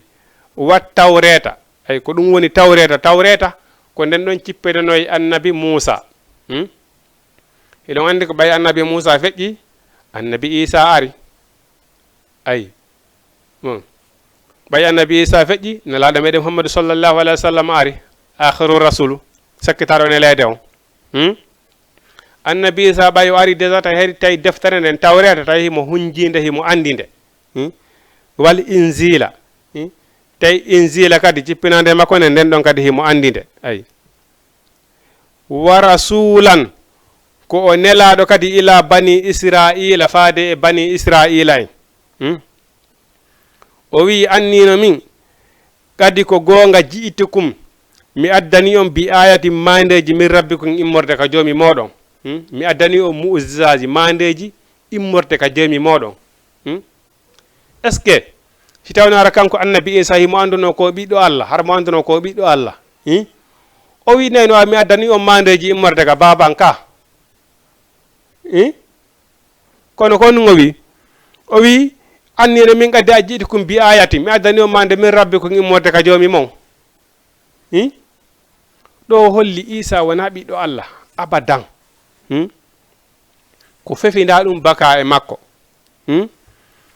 o wi annino min akhluqu lakum miɗo tagana on minattini immorde e lopalngal ka hay a tittayri ko way wono mbaadi sondu fan fuhu mi wutta fihi e muɗum fayakunu ɗum laato tayran sondu bi isinillahi kono noon koye dugaye Allah dey mi wawno inde ɗo kadi e dugaye baban ka ko ɓuri hewde kon si goɗɗo heeɓi ɗo joni ko on tawi ko baba makko o heɓiri oyna ɗum ɗo ko mi heeɓi oyna ɗum ɗo ko baba ngal oto Allah ko baban sodani langal ko baba nani lankayɗije komi yaari Amérique kon ko baba ñaɓani lam mi waɗi ɗum ɗo ko baba maɗi lan ɗum ɗo e ɗum ɗo e ɗum ɗo ka kono ko wonnum kanko annabi Isa o wi mi addani on mande immorde ka joomi moɗon ka est ce que o inni ɗo immorde ka baban o inni miɗo moƴƴinana on loopal miɗo moƴƴinana on loopal hara hino wayi wana sondu haray en jonnira ɗo numéro téléphone on peut être dans 5 minutes kala wawɗo noddude 5 minutes 5 minutes kala wawɗo noddude lanndo fi ko humpadi ne kan haɗa no wawi noddude iɗon wawi wadde 78 116 82 38 ɗon wawi wadde 78 waɗon 116 waɗon 82 waɗon 38 na dans 5 minutes 6 à 7 minutes inchallahu rabbi nani kanko annabi Isa o wi'i mi addani on mu'jizaji kawakeji immorde ka joomi moɗon honnum tawgol goɗɗo hino nawni ko nawnare nden satti o so o mawli on tigi tun on tigi dikkay o wi'i yahi ha tawi Allah subhanahu wa ta'ala okkimo immintingol hay mayɓe o wi ko noon ɗo fof ko immorde ka joomi moɗon siko baba makko no mbiɗo ko baba joni ko mantoro onene a wawi immorde ka baban ka kono mo andi Allah subhanahu wa ta'ala ko Allah subhanahu wa ta'ala mara ɓiɗɗo sifitorande dugol ɓiɗɗo hiɗen andi ɓeni ñande janngo Allah subhanahu wa taala o darno e annabi Isa o wiya ona Isa ko an wi'unoɓe yimɓe ma yoɓe rewe angenene ma min duni ko wori lamin Allah o wiya Allah simi wowli ɗum hiɗa andi simi wowlal ɗum kadi hiɗa andi sabu an hiɗa andi ko woni ka wonki an woniri noon mi anda ko woni jaatima on hay hunde ɓe noon ko ɓe jiyaɓe ma si a lettiɓe kono si a yaafike ɓe assalamu aleykum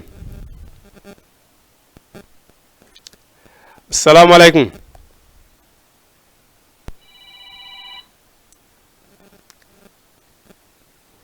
o inni kala o inni si tawi woni ɓe noon koɓe jiyaɓe ma si a lettiɓe an ko an woni wawɗo kala hunde si a yaafike ɓe kadi noon ko jiya e ma inna allah ghafuru rahim Allah kam woni hafranno kam woni yurmeteɗo kono mi wiyaliɓe yoɓe reɓa ayi o wi ayi fayakun ɗum laato tayran sondu bigginilay hara koye duŋaye Allah kanko annabi Isa o mahayno loopal o moƴƴina formu sondu ha gayna o wutta so wutti wiira wona sondu yaha kono o inni bi isnillahi ko inni koye duŋaye Allah e so wi koye duŋaye bam makko ayi o inni ayi wa ubrul akmaha wal abrasa mi ñawday kadi ñaw barasi mana ko goɗɗo nawnata hara so nawni ko guƴe ɗen teƴata ɓandu ɗum teƴata tewi on taƴata yana kanko annabi Isa o inni o ñawda ɗum ɗon kadi wa uhyil mawta ay kanko annabi Isa o wi kadi mi wurnitay mayɓe kono hono oni bi isnillahi oni koye duŋaye Allah o wiyalɗo e duŋaye baban tawno harayno lerannomo pellet ko Allah kanko ko ɓiɗɗo Allah o wiyayno e duŋaye baban kono ni koye mi ay bi isnillahi e duŋaye Allah wa unabbi'ukum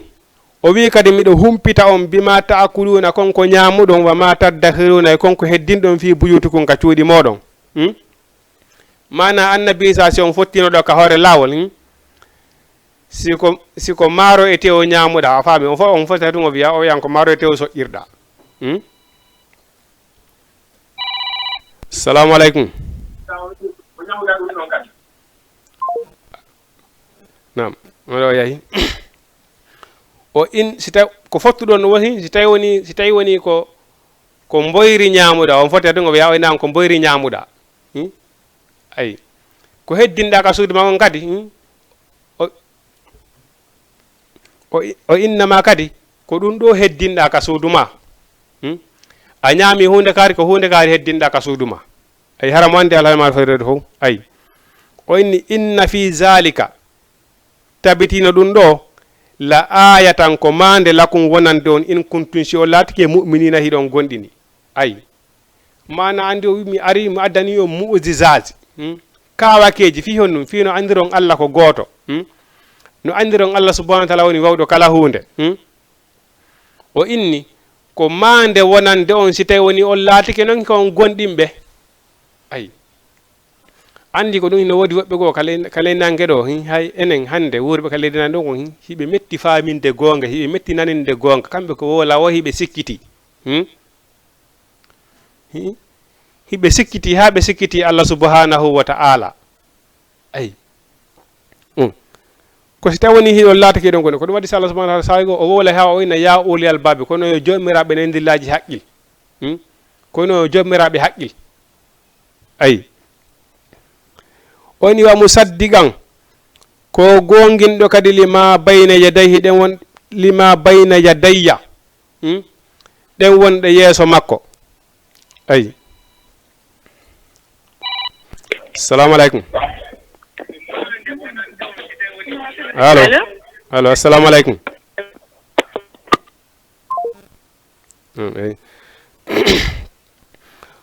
o inni mana kanko annabi Isa wa musaddiqan ko o gonginɗo lima bayna yadayya ɗen wonɗe yeeso makko mana on andi arabu kamɓe si ɓe yewtude si ɓe kontude ko woni yeeso kon ko ɗum ɓe artirta ɓaawo ko woni ɓaawo kon ɓe nattira yeeso kamɓe ko noon ɓe kontirta mana si ɓe kontude ɓe iway e ɓe yiwa e ɗiɗi ɓe ara e go'o manda ko fandiɗo ko gonginɗo ɗen wonɗi yeeso makko ko fami suufi ibrahima suufi moussa tawreta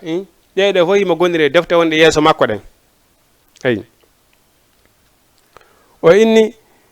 wali uhilla lakum miɗo daginana on kadi ba'adallazi yoga e nden hunde hurrima alaykum nde harminananonde on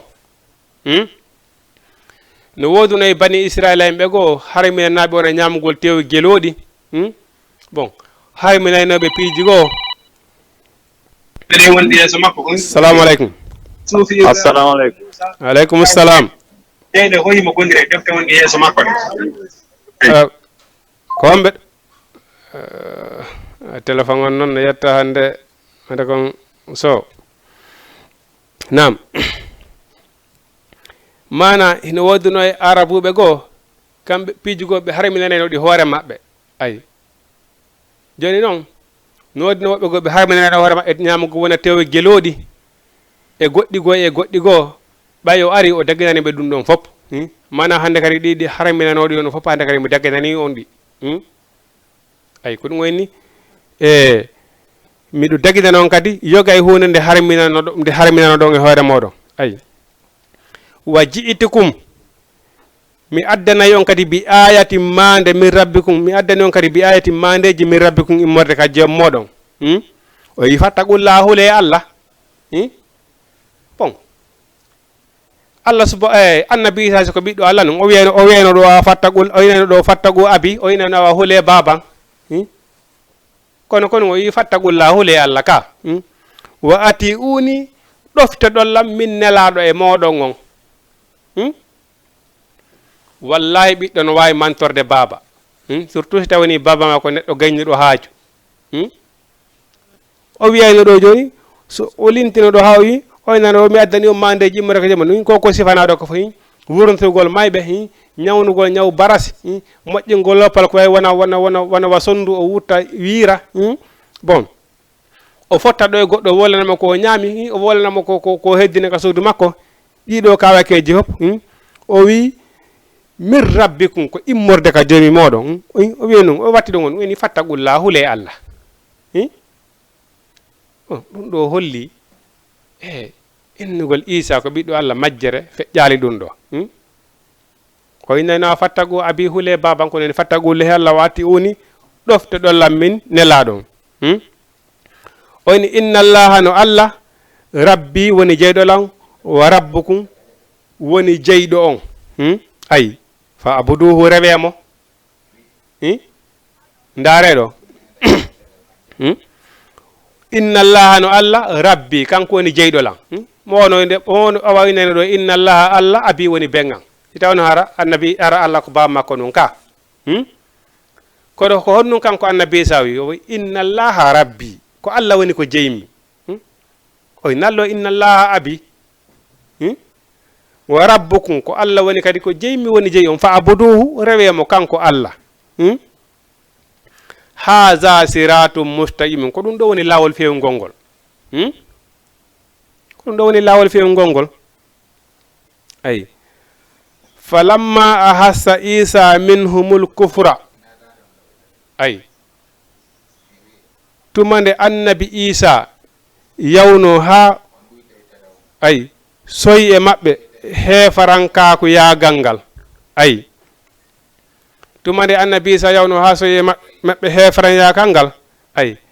gaala o wi man ansari ilallahi ko hombo walla salam faade ka allah ayi gaalal hawariyuna ɓe wi nahanu no menen ansarullahi menen min wallete ka allah kala faalaɗo nadde direct ko télévision jabati wi on ɗoyta e télé on binde moɗon so on ɗoytali e télé on wawata famodirde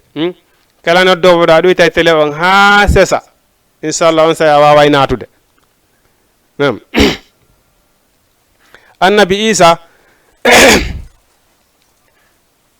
nde o yawno nde yawno nde annabi isa nde o yawno o gerdi e ɓeɗo o gerdi e ɓe o gerdi e maɓɓe ha o ndaari o tawi ɓeɗo ɓe jaɓaali dakorde ko annabajo Allah kamɓe hiɓe konti tun ko ɓiɗɗo Allah ɓe yii kawakeji ɗo woni waɗurde ɗin ɓenni o ko ɓiɗɗo Allah ni Annabi Isa ayi Allo. allo oui salamu aleykum min mo faala ɗo landade ɗo landal ko homɓe ɗo nodda on to ko fasime woni inde nden faala ɗo mbiɗa faala ɗo landade si tawi woni salligagol e nder duusi si tawi woni no sella salligue on e saligago e nder duusu ino sella kono noon a anniyoto ha gayna janga du'a natirɗo ka duusu on si a naati salligo ɗo ha gayna nam si a yalti nam waɗa noon ashhadu an la ilaha illallah sallam rasulullah on no sella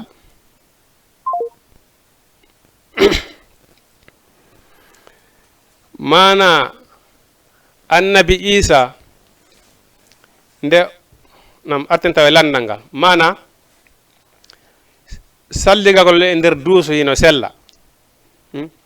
kono hiɗen andi ka nder duusu alqur'ana wayatake janggede ton ko ɗum waɗi toujours en andita wiyen golleji ɗin Allah subhanahu wa taala ko anniye on innama lamalu binniya ilandema ko anniɗa yaɗa yaade salligo ɗon Allah subhanahu wa taala kanko o ƴetti golle maɗe ayi bon janga du'a natirɗo ka duusu on allahumma inni a'udhu bika min al khubusi naata wiya bisimillahi naata faami par ce que kono no jangete saligi ko bisimillahi rek ɗaɓɓa saligi neɗɗo seeɗa salligare ko yawi bisimillahi rek wiya bisimillahi janga du'a natirɗo ka hurgo naata sa salliki ha a gayni yalta ka duusu fes wiya sa yalti ha gayni wiya ashhadu an la ilaha illallah wa ashhadu anna muhammadan rasulullah mana allahumma ij'alni min at-tawwabin wa ij'alni min al-mutatahhirin ɗo a jangitere ɗon o lanni no sella fes andege no wawi salligade ka duusu no sella ayi nano yotiki janggo qur'ana on nder ton ko yawi bismillah avant kiya natude ayi tumande annabi Isa yawno ha o soyi ɓeɗo ɓe jaɓali ɓe dakkorali ko annabajo Allah kamɓe ɓe konti tun ko ɓiɗɗo Allah ayi ko ɗum walandi o ini o ini ko hombo wallatalam faade e Allah mi yiyata ko hombo wallatalam faade e Allah ayi ɓeɗo ansarullahi ɓeɗo ɓe wi menen min waɗate kala ɓe wi amanna min gonɗini billahi Allah wa ashhadu seedo bi annana no menen muslimuna ko min jebbiliɓe min jebbilike wondude e ma ayi wi rabbana joomi amen amanna min gonɗini bima anzalta e konko jippinɗa wattaba anar rasula min jokki nelaɗo on ayi minen min jaaɓi ko annabi Isa wi kon o naw ɓiɗɗo Allah ko annabajo mu'jizaji ko addani men kon ko immorde Allah subhanahu wa ta'ala ay menen min jaaɓi ɗum ɗon ay tawno noon ɓen ko seedaɓe o ɓe wi honnum ɓe wi faktubuna windume ma as-sahidina wondude e seediɓe wondema on ka nelaɗo Allah wona ɓiɗɗo Allah ayi wa makarullahi ɓeɗo heferaɓe ɓeɗo yedduɓe Allah subhanahu wa ta'ala hiɓe fewjude Allah subhanahu wa ta'ala hino fewjude wallahu Allah noon khayrul makirina kanko ɓuuri moƴƴude fewjore ɓeɗo heferaɓe ko ɓe neeɓi fewjude ɗo wawata wonde sina ko Allah subhanahu wa ta'ala fewji kon ko ɗum waɗi so Allah subhanahu wa ta'ala wi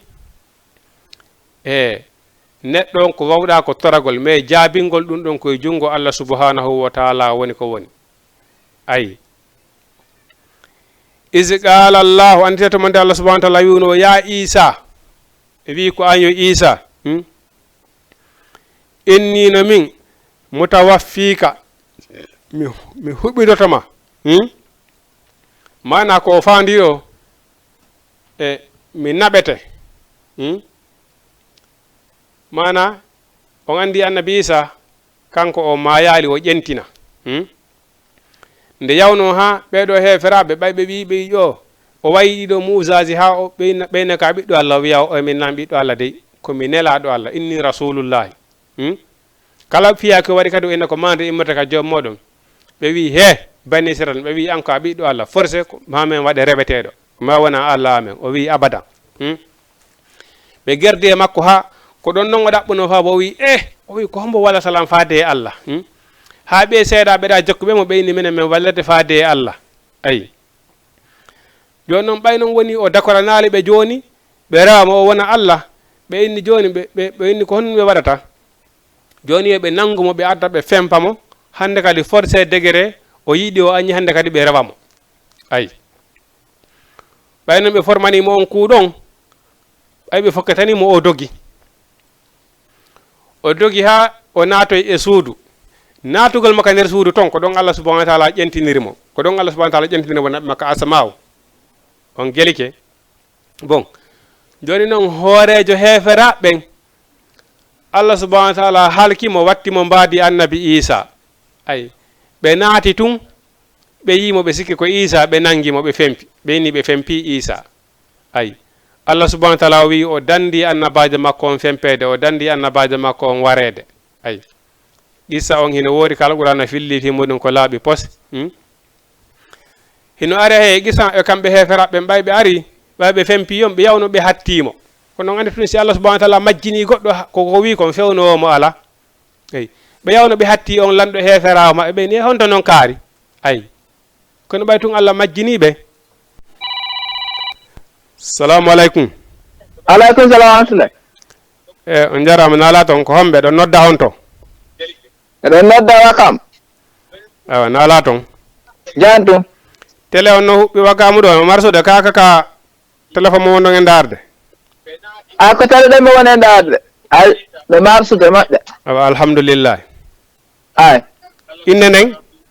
ko Amadou Lamarana Amadou Lamara nala toon jantum bisimilla ay ko goɗɗo mi faala landade ɗon nam ononen tela ko goɗɗo luwi appartement ji ɗumɗo appartement alors mbiɗen jenti yon eyo ko appartement on tigi luwi joni noon ko chambre tatori ton e salon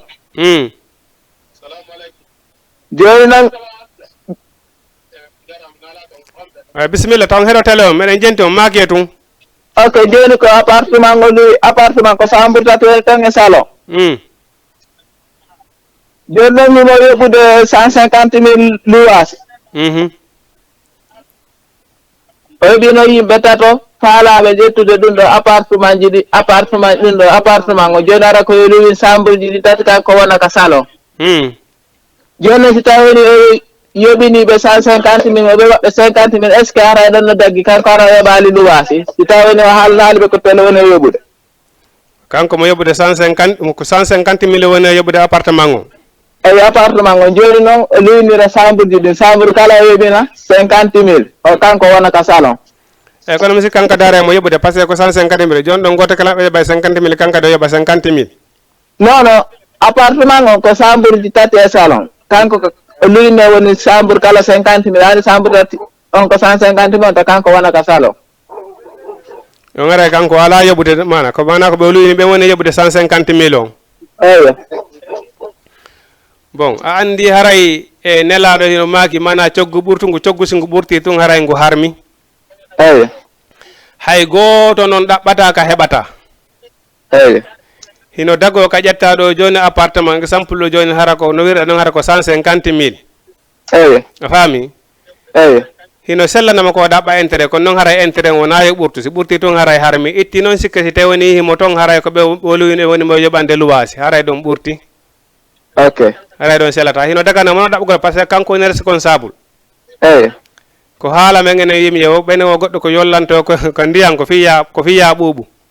eyi hay goto gollata ka heɓata intérêt eyi kono noon hay ngeygu ngum ɓeyni intérêt on si ɓurti tun haray harmi eyi ok haray ɗo tigi tigi hino daganomo e ɓugol appartement on luwina yimɓe a faami waɗa ɓa intérêt on ko kum fani ɗo hino daganoma kono noon haray nayi intérêt on ɓurtu si intérêt on ɓurti hoore muɗum harmi itti noon sikka si tawni hara himo ton hara koɓe waddi ɓe woni mo yoɓande luwasi ok eyi haray ɗon sellali haray ɗon ɓurti an jarama eyi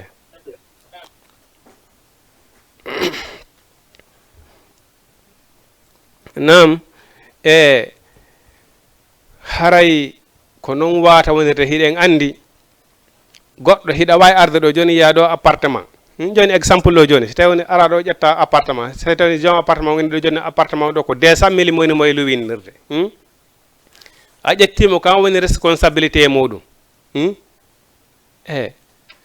bon si a yewtiddi e yimɓe on faamodiri hiɗa wawi luwinde ɓe an kadi heɓa toon intérêt hunko kum fanɗi o kono faami haysi ko ngeygu joni exemple o téléphone an ɗo joni so tawni mi soodimo 10 000 francs mi soodimo bon si mi yeeyitimo ɗo haysi ko 15 000 francs fayda mi yeeyitimo haray ko noyti ara fayda e coggu ngun ɓurti man hay intérêt ɓurtuɗo hino harmi haray hino harmi hay intérêt ɓurtuɗo haray hino harmi mais goɗɗo noon kadi a yeeyata ka heɓata goɗɗo kadi ko yeyirta ko fiya heɓu intérêt mais ko ya ndaaru ko ɗum waɗi Allah subahana taala in wa halallahu l bayra wa harramu riba yeeyugol ngol hino dagi kono riba hino harmi ko honto noon fuɗɗoto ngeygu ko honto ngo riba on fuɗɗoto ko ɗaɓɓugol intérêt ɓurtuɗo ayi intérêt ɓurtuɗo normalement hiɗen andi jogguji ɗin ɗo ko fanɗi fanɗi o ngori ɗo piiji ko anara wona ɗe yeyruɗo eɗen andi ara intérêt on woɓɓe ko 100 francs mari toon intérêt woɓɓe ɓen ko 200 marɓe toon intérêt ɗuɗuɗon o tawa kono 500 francs ara heeɓi intérêt ha ayi bon hino ardanon e intérêt on kadi valeur valeur ko wona e yeeyede kon bon exemple ɗo joni a yeyata ɗo otowal jaraygal 1 million e 2 millions 3 millions faami tawara ko 1000 francs 2000 ɗaɓɓata intérêt hunde yeyetede ko yarata 1 million fof ko fanɗi fanɗi o a heɓay 100 mille ha 200 mille a ɗaɓɓay intérêt a faami bon hunde yeyetede 1 million fof no daganima heɓugol 100 mille intérêt salamu aleykum mana hunde jarande 1 million fof ino daganama heɓugol 100 mille ha 200 mille intérêt a faami bon kono hunde jarande 1 million a ɗaɓɓi 500 mille 600 mille 700 mille intérêt andi harmi ɓurti bon ko neɗɗo on wata mesurde ɗon ko an woni responsabilité appartement o bon sa addi to yimɓe an kadi a ɗaɓɓay intérêt kono ko yo a ɗaɓɓu intérêt hakkidiɗo a ɗaɓɓi intérêt ɓurtuɗo tun haray harmi itti noon sikki par ce que buy ko noon waɗata ɓe adda yimɓe hara ɓenɓe ɓe addi toon ko ɓen woni ɓe yoɓande haray ɗon sellade haray ñamude hakke par ce que ko gonda walade ɗon kon ko intérêt ma ko ya daru ɗaɓɓa intérêt ma o ara tampinali ɓe adduɗa ɓe an kadi hara a mannaki a tampali nam o wi isi qala llahu tuma dal subahana taala wino o wi ya isa ko an ya isa inni nomin muta waffika mana mi naɓete mi nattete wa rafiuka mi ɓantete ilaya kam wa mutahhiruka mi laɓɓine min allazina immorde ɓen kafaru yedduɓe ayi par ce que mi laɓɓinte ɓe yedde ɓay joni ɓe haɓɓitike ko matumɓe rewe mi nattete mi raɓɓire mana kono Allah subahana taala fani ɗo andi annabi isa kanko o mayali Allah subahana taala no ƴentimma ayi moko asama wona yaɓo ɗo ɓe wi annabi isa o cippoyto musu zamano ɗum hino selli ken wata hay goto sikkita ɗum annabi isa o cippoyto ɓawa nde o neɗɗo inteɗo masihu dajjali aroy ɗon andi ɓe wi neɗɗo inteɗo masihu dajjali aroyay on ɗon so aroy ko neɗɗo majjinayɗo yimɓe ɓen sabuna on kadi ɓe inni oreya hay yimɓe mayinoɓe guluji wonɓe ha gaburuji ɓen oreya o wowlinaɓe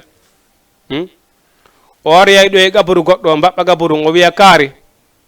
ay on tigui wiya na fami mana o yewtiday on tigui assalamu aleykum assalamu aleykum allo ɗuyte télé on ɗuyte télé on so naati on ɗuyte télé on ha sesa ay sina ɗum en wata famodirde ɗen andi o neɗɗo wiyeteɗo masihu dajjal ko ɗum son daari ka taƴa sakkitoro mo de sino julode taƴa sakkitoro hino Allah subahana taala wi ɗum mawlawgal e makko allahumma inni a'udhu bika min masihu dajjali ka taƴa sakkitoro neɗɗo kala sino juulude ɓawande waɗɗa salatul ibrahimaya sa jangi attahiyatu andi salatul ibrahima no ɗon du'a masihu dajjali kadi hino ɗon on julɗo kala hino du'a andire ɗum ɗon faami julde kala siɗa juulude waɗa tahiya masihu dajjali on gelike par par ce que o neɗɗo wiyete masihu dajjali o aroyay o majjinoye ɓen andi ko ɗum wirɗe no hino woodi woɓɓe ko sa daari wona kala e nangue ɗo bomɓe ɓen kadi Allah subahana taala no joni e pouvoir seytane Allah subahana taala no jonimo pouvoir ka hoole leydi ɗo ayi bon joni noon on ɗon o aroyay ko neɗɗo seytane majjinoyay ɗo tagore nden ayi ko ɗum waɗi si Allah subahana taala wi on nde no aroya masihu dajjali nde mo aroya ata e fayda haray moƴƴuɗo ɗuɗaka hoore leydi ɗo ayi bon on ko so aroyi o majjinoya yimɓe ɓen ha ko annabi Isa waroytamo on say noon annabi Isa cippoyo annabi Isa cippoyo fappo e makko tawa haray mo mooɓi tagore himo majjina ɓe inna ko kanko woni jokketeɗo kanko woni ko reweteɗo ko Allah ko jokketeɗo fami annabi Isa cippo fappude wotere makko o yiya annabi Isa tum o fokkita dogugol ayi on sa annabi Isa ina nanguemo ayi ɓe nanguimo ɓe nangamo ha ɓe gayna on say fi makko gayne ɗon ayi ko fi makko gasi ɗon wo hande kadi ko dargal woni e darade ayi ko ɗum waɗi nde dargal pansan dargal a tawa e fayda neɗɗo moƴƴuɗo ɗuɗaka hoore leydi ɗo ayi ko ɗum waɗi Allah subhanahu wa taala yimɓe moƴƴoy ɓen kanko ko ɓen o hawjanta nattugol bomɓe ɓen o hawjantaɓe ayi ɓen o hawjantaɓe o wi bonɗo Allah subahana taala wi bonɗo kanko mi nennenemo fi honnum fiije mi heɓuno fiyo hebbinor bakkatu mi heɓano mi nangiramo ayi ko ɗum waɗi o ɗeɗo neɗɗo masihu dajjali himo jari mawlede ko waɗi hay sa woni neɗɗo moƴƴuɗo amma a waroy he kaburu ma o aroyay hay kaburu hay ɓe hay ka berɗe o natoyay toon o majjanayeɓe hay wonɓe ka berɗeji ɓen o wolinoyay itti noon sikki wurɓe ɓen ko ɗon noon yeyi ɓen hooloytomo ɓe nayi o ko jokketeɗo par ce que on sa ata yimɓe majjoye ɓen haray ko yimɓe majjuɓe tun wooti joni noon enen hande hino jari ko wattane jiila muradu moƴƴuru par ce que sa daari hande ko nelaɗo wino kon diina kan ka aray kaka koɗa ka hoota kadi kaka koɗa hande ndaare suka e men ɓen ko homɓe faami o fi o l'islam ndaare jeunesse on hande ko mbo hittini famugol fi kaɗo diina ndaare jeunesse on ko ɗum hittini fi muɗum hande ko sukaɓe hombo ko sukaɓe jelo darata aɗo inna yo haalana ɗo histoire annabi Moussa o addana hay nelaɗo meɗen Muhammadu sallallah alih w sallam sakketaɗo nelade o hande jeunesse on ko hombo darotoɗa ɗo inna yo addana ɗo histoire nelaɗo kono nelaɗo wuuriri hara o joɗante o addanama histoire nelaɗo no laaɓiri pos sifanma histoire kaɗo diina sifanma mana ko honum woni ko addira ko aduna ɗo ko honum woni lasili addirde neɗɗo on ko aduna ɗo hiɗen hani wattande irum waɗa par ce que hande jeunesse on ɓe woni hoɓɓe e kaɗo diina hande en ƴetti oɗo aduna en hikkini yesso en ƴetti diina kan en waɗi ɓawo meɗen joni noon nelaɗo mako no oɗo neɗɗo masihu dajjali nde no ara a tawa e fayda neɗɗo moƴƴo ɗuɗaka hoore leydi ɗo haray moƴƴe ɓen fof nattama ayi haray ko bomi ɓen tun heddi ka hoore leydi ɗo wonɓe jumuri no haaduma alhayidina hino jumpa tun ayi ko on say masihu dajjali aroyta ayi joni noon neɗɗo on siɗa mawlotono oɗo ko tayya maɗa ndaare ɗo buy sa ndaari ɗo wona buy sa ini ɗo ɓe janggani tayya sakkitoron ko attahiyatullah zakiyatullah ha ka wala ibadillahi salihina ko ha ɗon ɓe andi ayi joni noon salatul ibrahima no ɗon par ce que ɗen andi neɗɗo sino juulude duwa on julde nden foppo ko nde duwa sa ndaari julde foppo ko nde duwa ɓeyni neɗɗo si a du'iki ha a gayni a hombiri duwa ma on salatul ibrahima Allah subhanahu wa taala jaabina duwa ma on obligatoire on gelike joni noon tayyama sakkitoron ka julde sa jangi tawi ha ka wala ibadillahi salihina salatul ibrahima no ɗon allahumma salli ala muhammadin wa ala alihi kama sallaita ala ibrahima ha ka lanni ɗon bon hino ɗon salatul masihu dajjal o neɗɗo wiyeteɗo masihu dajjal aro majjinoyo yimɓe ɓen on siɗa janggayno on ka tajama hay so ari hay si tawini ɗa lutti wurde ka hoore leydi ɗo o watama majjinoyde si a maayi kadi a waali ha kaburu ma o watama majjinoyde faami bon ko ɗum waɗi haray mawlagol oɗo no moƴƴi haray oɗo aro e majjinogo yeɓen ko annabi Isa woni ko waroytamo ayi par ce que annabi Isa kanko o mayali o ƴentina o cippoyto mujju zaman ko annabi Isa cippiɗon wo hande kadi on ɗon wara masihu dajjali hande kadi guutu fangal wutte darangal daroto ara woɓɓe goo no wuuri ka leyɗo ɓe mayali de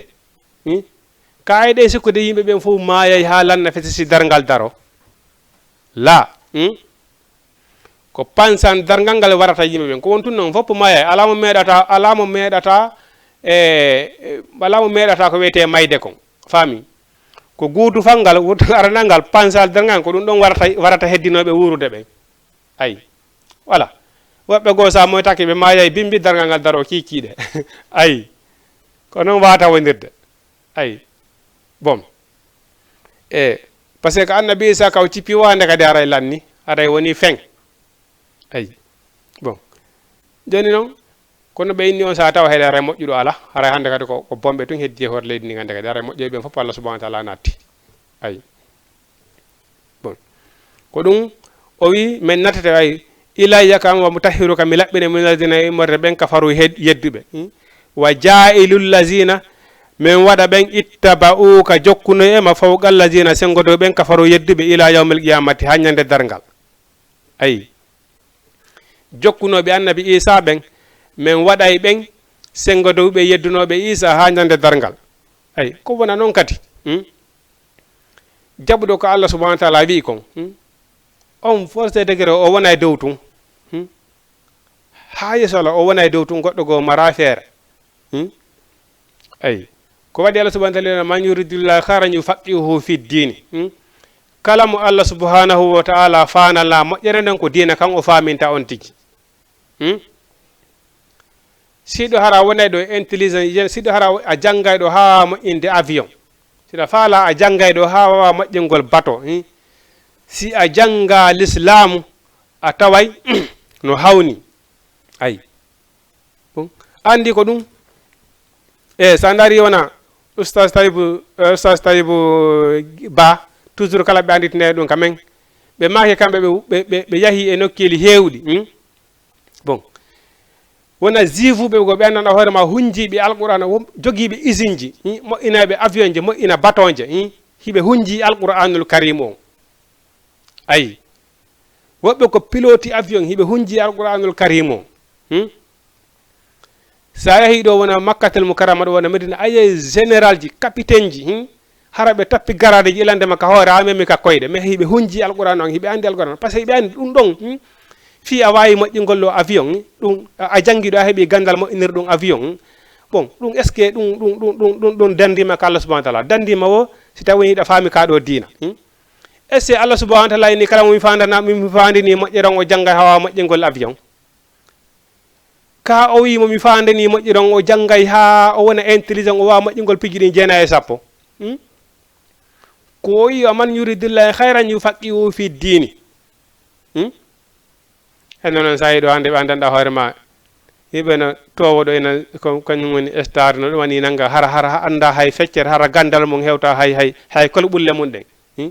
cowo ina kañum andi ko andete kon fof woni star hara star yagal ngal fof anda behi basiran anda toɓɓere ley laamu o noon ko a julɗo ngal star yagal ma ko honɗum nafu ma a won star ɓurɗa ha ɓurɗa jangguɓe woɓe moƴƴinde avion je ɓen ka won star ha ɓurɗa jangguɓe ha wawi moƴƴinde batoje ɓen ka won star ha jangguɓe hendi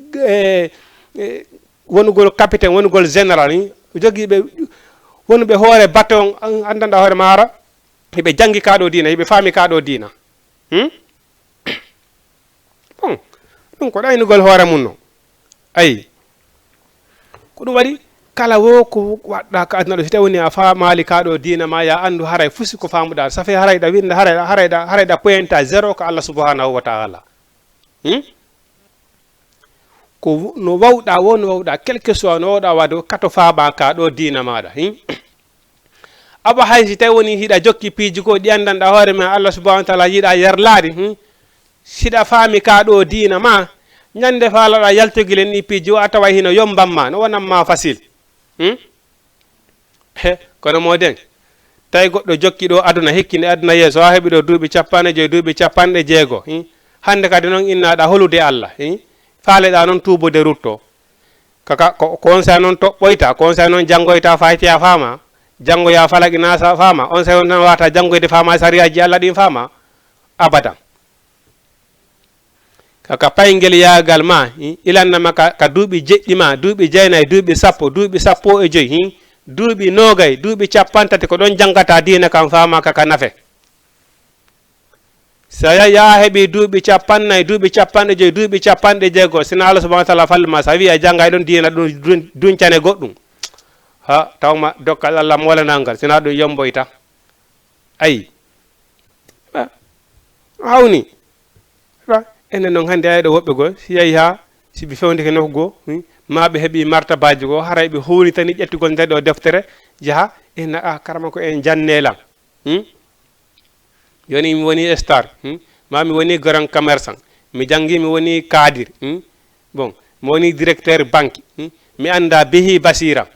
hilam huuni tani hannde kadi ƴettugol deftu ankun yaha janggoya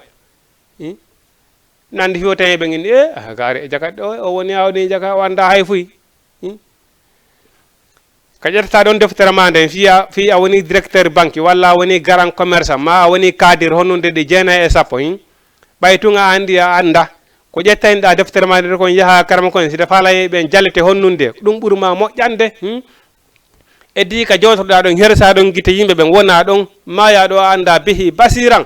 jahoya yeeso Allah darneɗa janggo hara fusi anda e dina makkan ko deññande ɗon hersakanti ko deññande ɗon woni hersakanti guitigi on sabuna ɗo woni ɗo a heeɓi duuɓi capanɗe duuɓi capanɗe jeeyi a anda a ekti deftere ma nden a yahi ɓen jalo e maɓɓe déjà ko majjere ɓe anda si ɓe anduno ko hoore ɓe woni jalde wona ɓe woni jalde sabuna an ko dina daraniɗa ayi sa daroyke noon yeeso Allah tawi andano deftere ma tawi ko saabu hersa yimɓe ɗum saabu hersa yimɓe hersirnoɗa ƴettugol deftere nden yaha janggoya a darnoyama noon yeeso Allah yeeso tagore nden fof landeɗa fiyaka dina ma tawa behi basira nga anda ko ɗon wonoyta hersa wonanama kadi perdi ayi haray ɗum ɗo hino hulɓini ayi oyni ayi wa zailu ladina men waɗa ɓen itta bewi ka jokkuɓe mo fawqa ladina sengodo ɓen kafaro yeddiɓe ila yawmal qiyamati ha henene dargal summa ila marji'ukum on say ka joni moɗon woni ruttoren fa kummen ñawa bayna kon hakkude moɗon fi ma kawnu e konko laatinoɗon fi hunge muɗum yahtalifuna hiɗon luutodira ayi o fof moɗon on moɓoyte yeeso Allah wonnoɓe darade inna Isa ko ɓiɗɗo Allah ɓen e wonnoɓe innude Isa wona ɓiɗɗo Allah ɓen on fof on darete yeeso Allah nde ñande Allah subahana wa taala noon ñaawa innunoɓe Isa wona ɓiɗɗo Allah ɓen e winoɓe Isa ko ɓiɗɗo Allah ɓen on sawi nde ñande so Allah subahana wa taala ñaawoyi nde ñande laaɓay sabuna Allah subahana wa taala wi kanko o mara ɓiɗo walam yuladde walam yuladde Allah jibinali o jibinaka an noon andi ko honto itti Allah no mari ɓiɗɗo ayi o ñaawoya hakkude moɗon fa amma alladina ammanan ɓen kafaro yeddi ɓe faw azibuhum me lettay ɓe azaba lette sadida musude fi duniya ka aduna wal akhirata ka lahira wa malahum ha alanaɓe kadi min nasirina immorde wallowo ñande dango si Allah subahana wa taala nangi neɗɗo intervention ala avocat ala a mara jawdi ko sottora a mara ɓiɗɗo ko sottora avocat ala lakara Allah subahana wa taala a nangilan jaɓo ɗum ɗo akkitalan ɗum ala lakara ayi nde ñande ala ballo wa amma allazina amma ɓen amanu gonɗinɓe wa amilu salihati ɓe golli golleji moƴƴi fa yuwaffihum ujurahum Allah subhanahu wa ta'ala hunnanu yeyi ɓe joddiji maɓɓe ɗin wallahu ala la yuhibbu zalimina Allah subhanahu wa ta'ala yiɗata toñoɓe Allah toñeta o yiɗa neɗɗo toñowo ayi golluɓe golleji moƴƴi ɓen Allah subhanahu wa ta'ala wi o hunnanu yeyi ɓe joddiji maɓɓe ɗin kala golluɗo ko moƴƴi Allah subhanahu wa ta'ala yoɓo yaymo sikki ala e muɗum assalamu aleykum waaleykum salam wa rahmatullah jaram nala toon jam to on dañi afiya en ɗum ko homɓe ɗon nodda on to ko Mouhamadou Salou Diallo waago ñaay nala toon jam tun alhamdulillah bisimilla machallah sana weltanagol on tun sabu on heeɓi yewɗe ɗo e coɓɓi seeɗa nam aray on tigi ilandema ka nani ɗum ɗon anda e wondema towde duuɓi ɗum fotama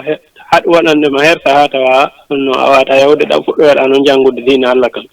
nelaɗo maki gandagal ko ilandema ka on tigi jibbina ha o surre awa na o yii nder ko yoɗɗon ɗon ko hollo ɗo wondema joni noon on ɗon si o hersi ko aduna ɗo yimɓe ɓe wigol jaka ɓe ha joni ko ɗo ɓe fewndi e gandal ɓewde noon joni ɓe fuɗɗoyo bawi sigi on no o darnoyte yeeso Allah tawa noon kadi mbatu ngun kadi bila babaɗama ha sakkitiɗo mayde on tawno darna ɗon ko noon hersa ɓuuri lollude e perdi kadi noon ay tawi noon tigui hersa tu gara perdata kono ɗon kadi hersa e perdi fof Allahu akbar en tori ka Allah dande en ɗum allahumma amin ya rabbal alamin aray ɗo weltana sifa ɗum ɗo ko ɗum ɗo ɗiɗo téléji aray pullo fuutan andira sifa ɗiɗo émission ji aray ɗum ɗo moodi on tigi no andita leñol mongol e ɗum ɗo masallah aray ɗo weltana fota fota jarama onon kadi on weltana koye fuɗɗade yi'ude on woni ɗo e télé mi anndano mi yehi tun télé o mi numéro on ɗon min mi noddu min kadi mi participe ko ɓuri fanɗude aray o yafoto tan ko mi occupi ko nam mi anndi ɓay koye ɓur'ana on ɗon ede mana ko konngol ɓongol teddude ko ɓayata hana deƴƴinde goɗɗo e ɓur'ana non inchallah ko noon wonde ɗo ko menen joni ɓay haray no woodi buy kadi faalateɓe noddude lanndo ko jewite diina kan nam ɗo haray ɗo kadi ko menen autorisé ɗum ɗon awa nam awa inchallah aray goto sala jowe on haray inchallah no mi heɓɓiri komi humpa o aray émission ko ñande o ka émission aray ko alkamisa jeudi on ilandema 21 heures ha 22 heures ha 23 heures ta on permettre yi ɗon da ilandema 21 heures sala jaɓi alkamisa on aray ɗen ɗo alkamisa 21 heures 21 heures ha 22 heures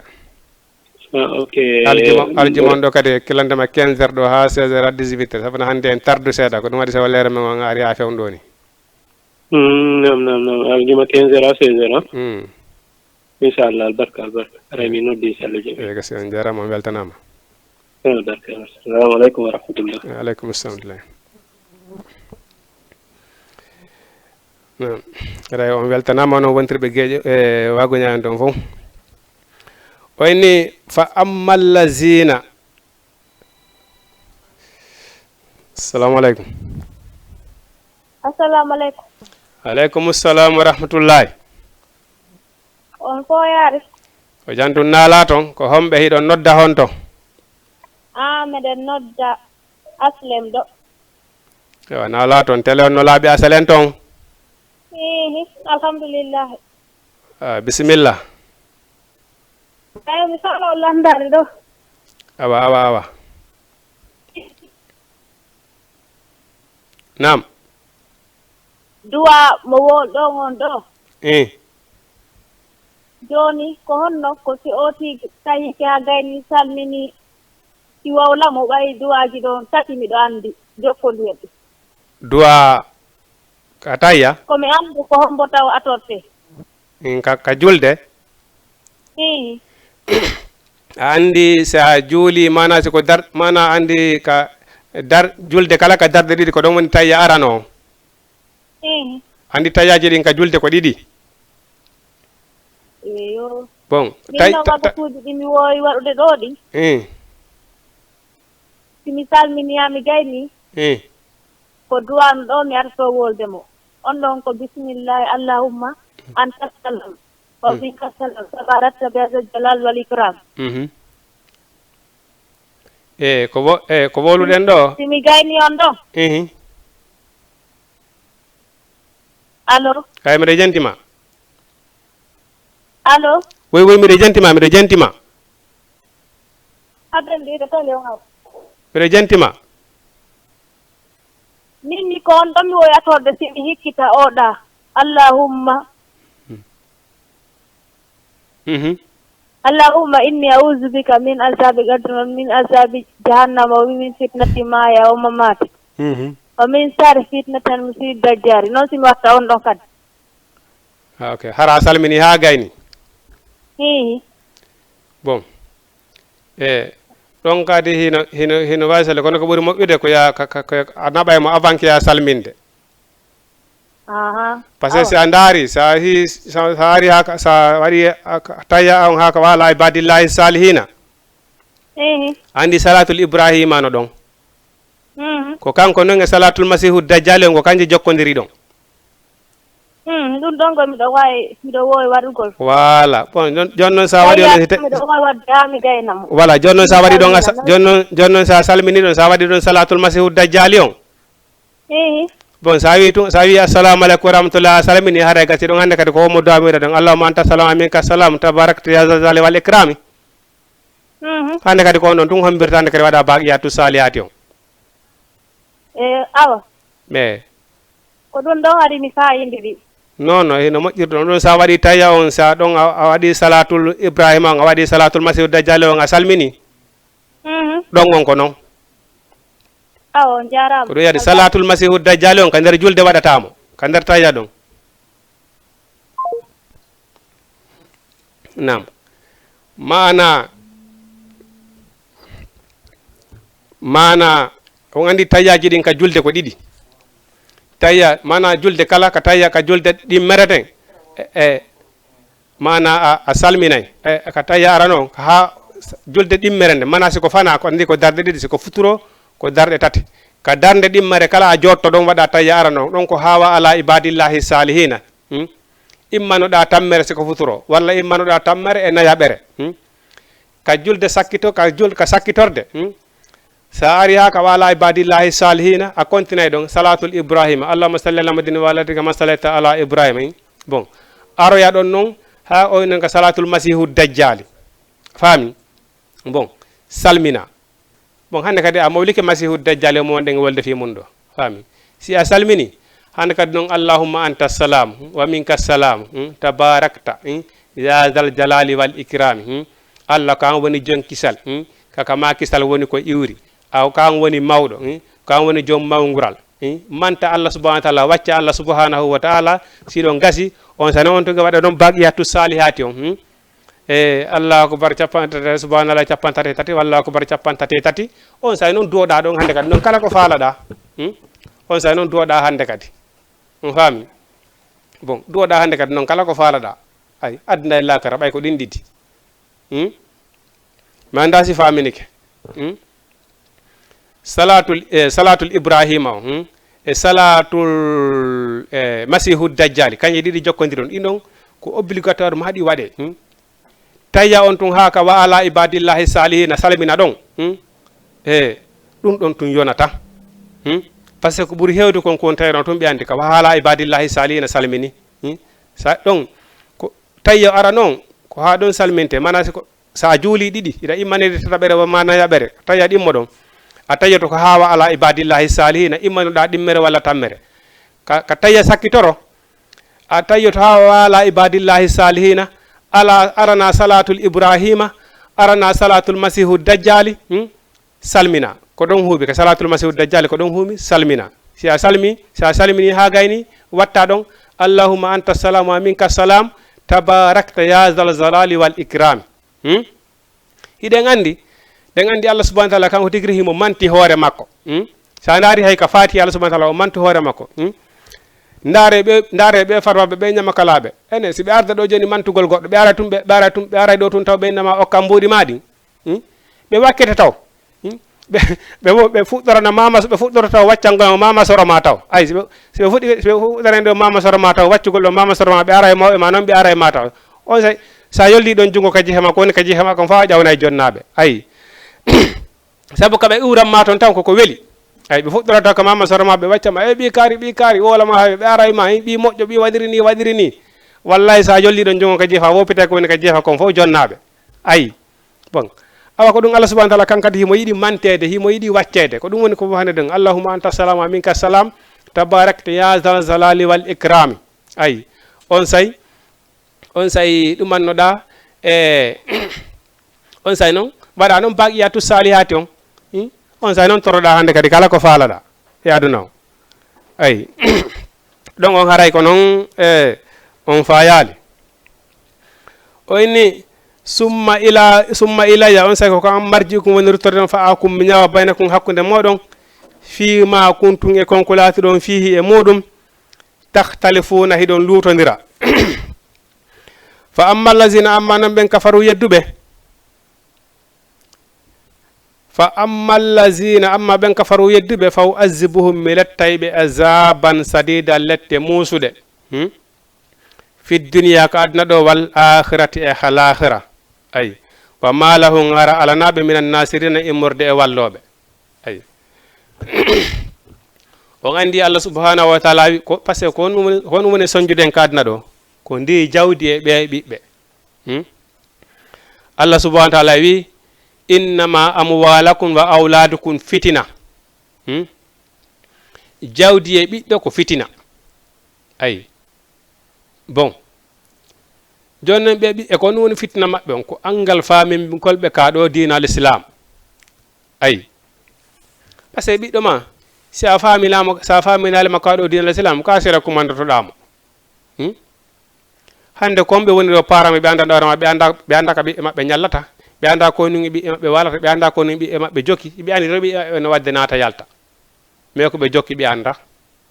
par ce que fi honnu ko hoɗo aduna ɓe ƴetti surtout non ɓe ɓiɓɓe rewɓe hande ko ɓiɓɓe rewɓe jero yaltiɗo e galleji mamu no yayluwana e hoore muɗum appartement ji nene mum anda ko jokki ton ba mum anda ko jokki ton wona e dewle maɓɓe ɓe woni par ce que ko islam woni ɓe famirano ka l'islam sina ɗum sonnajo si tawi woni a heɓali dewgal a ala e dewgal mais wonu binde ma e maɓɓe binde waliyuma on wonu binde waliyuma on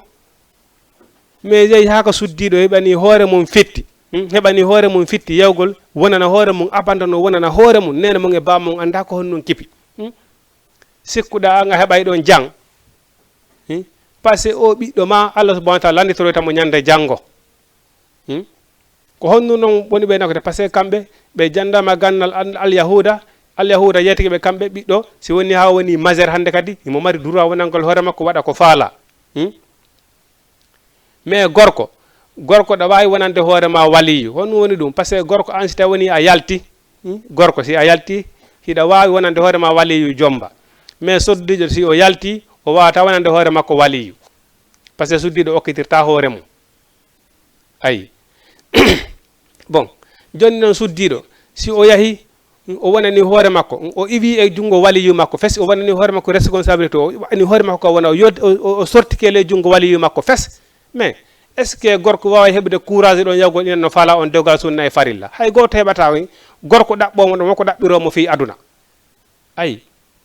par ce que suddiɗo ko heeɓi yaltangol hoore makko yaha wonana hoore makko wo o tefa nene o tefa baba nene makko e baba makko anda koye honnum o woni mais on ɗo ko aduna on o ƴettiɗo hikkini yeeso sina ɗum siko golle marɗa yaha e golla arta ka nene ma e bamma wallahi tawi woni an suddiɗon si a yalti ko yaw golloya arta ka nene ma e bamma wallahi gorko heɓay courage yiwgol ma inna no fallama dewgal sunna e farilla kono ka yaltuɗa jungo nenema e bamma ɗo yewɗa sekkinoyɗa luwanɗa hoorema appartement a hewtiri ka nenema o samedi dimanche waliyuma hay goto anda ko jokkuɗa mais gorko wata heɓude yaade courage ɗo no fallama dewgal sunna e farilla yaa ɗon ɗon ha ɓanduma metta wonanegol ko yimɓe guérilan ko jinna ko ɗum e ɗum haɗimi heɓa dewgal mais a yahi a haylike ha woreɓen fof ala mo andama yiwo en foppo ala mo andama est ce que ɓen ɓe ɗaɓɓirta fi dewgal hande kadi minen gorko komin humpa ɗum komin humpiti o haray fi ɗon on gasi gorko ko kumpa ɗaɓɓe suddiɗo a yahi a hayloyki ha yahoɓe ma ƴamaɓe ƴama yiyayno ema faalema fi dewgal ɓen foppo humpitike ma ko hombo yata ɗon hande kadi faalema fi dewgal hande kadi hay goto faalata kadi ya ɗon hande kadi ɗon ha ɓanduma ɗum metta yoɗa mi heɓali dewgal kadam koyen tonalan fi dewgal ko jinna ko guere ko ni nanggan an gueri hoorema ko an gueri hoorema on noon guere mo guerɗa hoorema ɗon sa moytake a mayida e makko ayi par ce que yahayno ema ƴamme ɗon fof ɓe andinoma ayi kaɓe anduma ɗon hande kadi ha ƴiƴam maɗa metti hande kadi o hande kadi an o namɓe hande kadi an o na on hande kadi ko woɓɓe go kadi fewdiɓe go kadi ɓen noon kadi ɓuuri darde ayi ɓay noon suddiɗo kañum ƴoƴata kaliyer suddiɗo kadi juuta suddiɗo wallahi ka heɓuɗa 20 ans heɓuɗa 30 ans wo wallahi wattan yila de suddiɗo ka heɓuɗa 13 ans 15 ans 20 ans sa heɓali dewgal hakkude ɗo a heɓali dewgal 15 ans ha 20 ans a heɓali ɗo dewgal wattan yiila de ayi wattan yiila a yontigui wattan yiila ko an noon suusinta hoorema ko woni ko an noon suusinta worɓe ɓen hoorema ha ɓe ara ɓe ƴamama honnum respectugol waliyuɓe ma ɓen wona binde waliyuma on kala ko gollata golla arta ka nene ma e baba ma worɓe ɓen andirima ɗum ɗon wallahi a heɓay joni ko ƴame kono so tawni a yahi altine ga sone ga yaltani aduna a sikki yore ɓen yaha ƴamoye toon kada yore ɓen feetu ɓe feeta salamu aleykum salamu aleykum allo nam ɓeɗo yeyi nam no noon ara ko ɓeɗo wonta darnier appel sabuno leere men on yoni nam haray sonnajo par ce que andi ɓay tun haray ɓeɗo ɓay tun ɓe ne'a noon kanedi l'islam joni noon ɓay tun an oɗo parajo ko an woni sali newude ɓiɗɗo ma on nedi l'islam mo haw heeɓi courage yaltugol waɗa ko faala yo andu tun an oɗo para nene makko e bama ko responsable si a ne'i noon ɓiɗɗo ma o andidemo kaɗo diina o salike ka jokkude hujja e wi e hoore maɗa annabi nu ko annabajo nde o nodduno ɓiɗɗo makko on ka diina l'islam ha ɓiɗɗo makko on sali kono ɓay honno woni Allah subhanahu wa ta'ala jaɓantama mi ronku ɓe nguranden hara mi ronku ɓe nguranden ko wolugol tun ka hoore tani ɗo na ɗum woni ka hunduko nde ɗa na ronku ɓe ngurama nde wo Allah subhanahu wa ta'ala yeyi ka ronkuɗa ɗo jeeyiɓe fof seeditantama a ronku ɓeɗo Allah subhanahu wa ta'ala kadi seeditanama hay si tawi woni julɓe ɓen seeditanakima kono ɓaray Allah subhanahu wa ta'ala hino renama a waɗi devoir ma on ko ɓe ngura nden woni nananalima haray hujja on wiye hoorema nayo ko yewtuɗen hanki ɗo ko ça fait karma koɓɓen sa yi hande hino jooɗi hino wajade sabe kamɓe l'essentiel on koni offitere kamɓe yo message on feƴƴu rek par ce que si message on feƴƴi ɓe itti hujja e hoore maɓɓe fi honnum Allah subhanahu wa ta'ala inni mi tagui on mi addi on aduna mi akkitirali on ni mi neli nelaɗo e moɗon nelaɗo tindinowo on ko moƴƴere nden ka woni ɗon heɓo moƴƴere nden fi honnum ko fiɓata neɗɗo on daro yeeso Allah subhanahu wa ta'ala janggo inna ay Allah menen de sa anduna men ko ni Allah rewirte men rewetena menen ko ɓa andinana men ko ɗum hayno men rewe andi ara ɗum anike awa karma koɓɓen kadi ɗo l'essentiel kamɓe devoir ji maɓɓe nin ko feƴƴingol message Allah subhanahu wa ta'ala on wona obligatoire e hoore maɓɓe ko ma jaɓe si message on feƴƴi ɓeyni noppi ko kele tege banno day soppo day faami ko an daranta ɗon hoorema hay ye message Allah on yo feƴƴu tun si feƴƴi mo kala andi a wakkiloto fi ɓe ngurama nden ha Allah subhanahu wa ta'ala wonanama ƴettanama garanti ene de a wakkilike fi ɓe a ronku ɓay noon ko kanko Allah subhanahu wa ta'ala woni ko fewnata an ko sabu on wawɗa waɗude ay ɓe kono inchallah sa wakkile toon Allah subhanahu wa ta'ala wallata waɗa kadi du'a watan yigito ɗum ɗon kadi du'anogol ɓe ngura mum nde woni nene joni babaji goɗɗo a du'anto ɓe ngurama nden kadi katara bi nenejo du'a babaji no yana e leydi kono du'a nenejo yanata e leydi nenejo si du'ani ke ɓiɗɗo ɗum yarata wa kural ay ko ɗum waɗi si huɗugol ngol kadi moƴƴa sa huuɗi tun kadi yaray kadi wa kural nenejo a joroto ko galle ma tora waɗa ko moƴƴi ko anduɗa yelanta ko ɓiɗɗo goɗɗo kon ko anduɗa a yelanta ko ɓiɗɗo ma on kon ko anduɗa a mijanta ko ɓiɗɗo ma kon hara mijanaki ɗum ɓiɗɗo goɗɗo a faami bon toranoɗa noon ɓiɓɓe ma ɓen kadi ko moƴƴi toranoɗa ɓiɓɓe ma ɓen ɓe gurema nden yo Allah fewnuɓe yo Allah waɗɓe huntoɓe haaju yo Allah fewnuɓe on ɗugi torano kadi ɓe gure mum nden c'est très important fewtoɗa Allah toranoɗa en yiiɗo wona en yiiɗo nene Mariama ɗo nde fewtuno Allah o tori yo Allah subhanahu wa ta'ala hokkuma ɓiɗɗo moƴƴo ayi on tigi kadi torano ɓe gura nden yo Allah fewnuɓe waɗa kadi sabu on devoir on naɓaɓe ka janggete toon ɓe jangga andina ɓe diina kam ayi inni wa amma alladina amma ɓen amanu gonɗi ɓe wamilu salihati ɓe golli golleji moƴƴi fa yuwaffihum Allah lan ɗon hunanaɓe ujurahum joddi maɓɓe ɗin wallahu Allah la yuhibbu zalimin o yiɗata yimɓe toñoɓe ɓen o inni zalika ɗum ɗo natluhu miɗen jangga ɗum alay kay dow maɗa min ayatillahi immordeya jalla wa zikril hakimi e jantore ñawoje neɗɗon ko si tawni a jangi kaɗo diina anda ñawoje ɗen anda ñawore l'islam ay bon neɗɗon ko ma anda ñawore l'islam anda kono l'islam o ñaawi o fiyaki aduna ɗo fof Allah subhanahu wa ta'ala no banu adama on hani wurde ka leydi ɗo fof islamu hino ñaawi hino yewti fi muɗum fof ko laaɓi pos faami koma anda ñawoje ɗen kadi anda sariya ayi inchallahu rabbi haray ko happane ɗen wagoto yeni ɗen wawi daradɗo inchallahu ha e alkamisa on 21 ha 22 heures haray nodduɓe ɗo ɓen fof en salminiɓe en weltanikeɓe yo Allah subhanahu wa ta'ala ɓe joddi ko ɓuuri moƴƴude joddiji falanoɓe natoɓe ɓen ko tawi ɓe ronku feere kamɓe kadi ɓe weltanama yo Allah subhanahu wa ta'ala ɓe joddi ko ɓuuri e moƴƴude haray on fof moɗon on weltanama kala ko wawɗon wonde e nder laalagal aduna on duhiɗo e suddiɗo haray ɗen toro Allah fatto nelaɗo meɗen Muhammadu sallallahu alaihi wa sallam kala mo Allah subhanahu wa ta'ala liɓi ko satte hoore muɗum kala nangue ɗo yo Allah subhanahu wa ta'ala ittu kala nawnuɗo yo Allah subhanahu wa taala ndikkin on tigi kala sokaɗo mara yo Allah subhanahu wa taala yaltin on tigi accinamo kala ko wonta sabu naɓugol mo kaso kala sattiraɗo fi jiidi en torki Allah en fattiki Allah subhanahu wa taala yo Allah subhanahu wa taala okkor on tigi kala faalaɗo dewgal laaɓugal sunna e farilla yo Allah subhanahu wa taala newnan on tigi okkarmo juriya waɗa ɗum barki yo Allah subhanahu wa taala okkoren barki mawɓe meɗen yo Allah okkoren barki nene meɗen e baba meɗen Allah okkoren barki karanko meɗen yo Allah subhanahu wa taala dandu en Allah e wawata yo Allah dandu en kata e kasara yo Allah subhanahu wa taala dandu en sabo gagne yo Allah dandu en bone iblisa la ilaha illa anta subhanaka inni kuntu minaz zalimina ربنا آتنا في الدنيا حسنة وفي الآخرة حسنة وقنا عذاب النار ربنا آتنا من أزواجنا وذرياتنا قرة أعين واجعلنا للمتقين إماما ربنا إننا سمعنا مناديا ينادي للإيمان أن آمنوا بربكم فآمنا ربنا فاغفر لنا ذنوبنا وكفر عنا سيئاتنا وتوفنا مع الأبرار إن الله وملائكته يصلون على النبي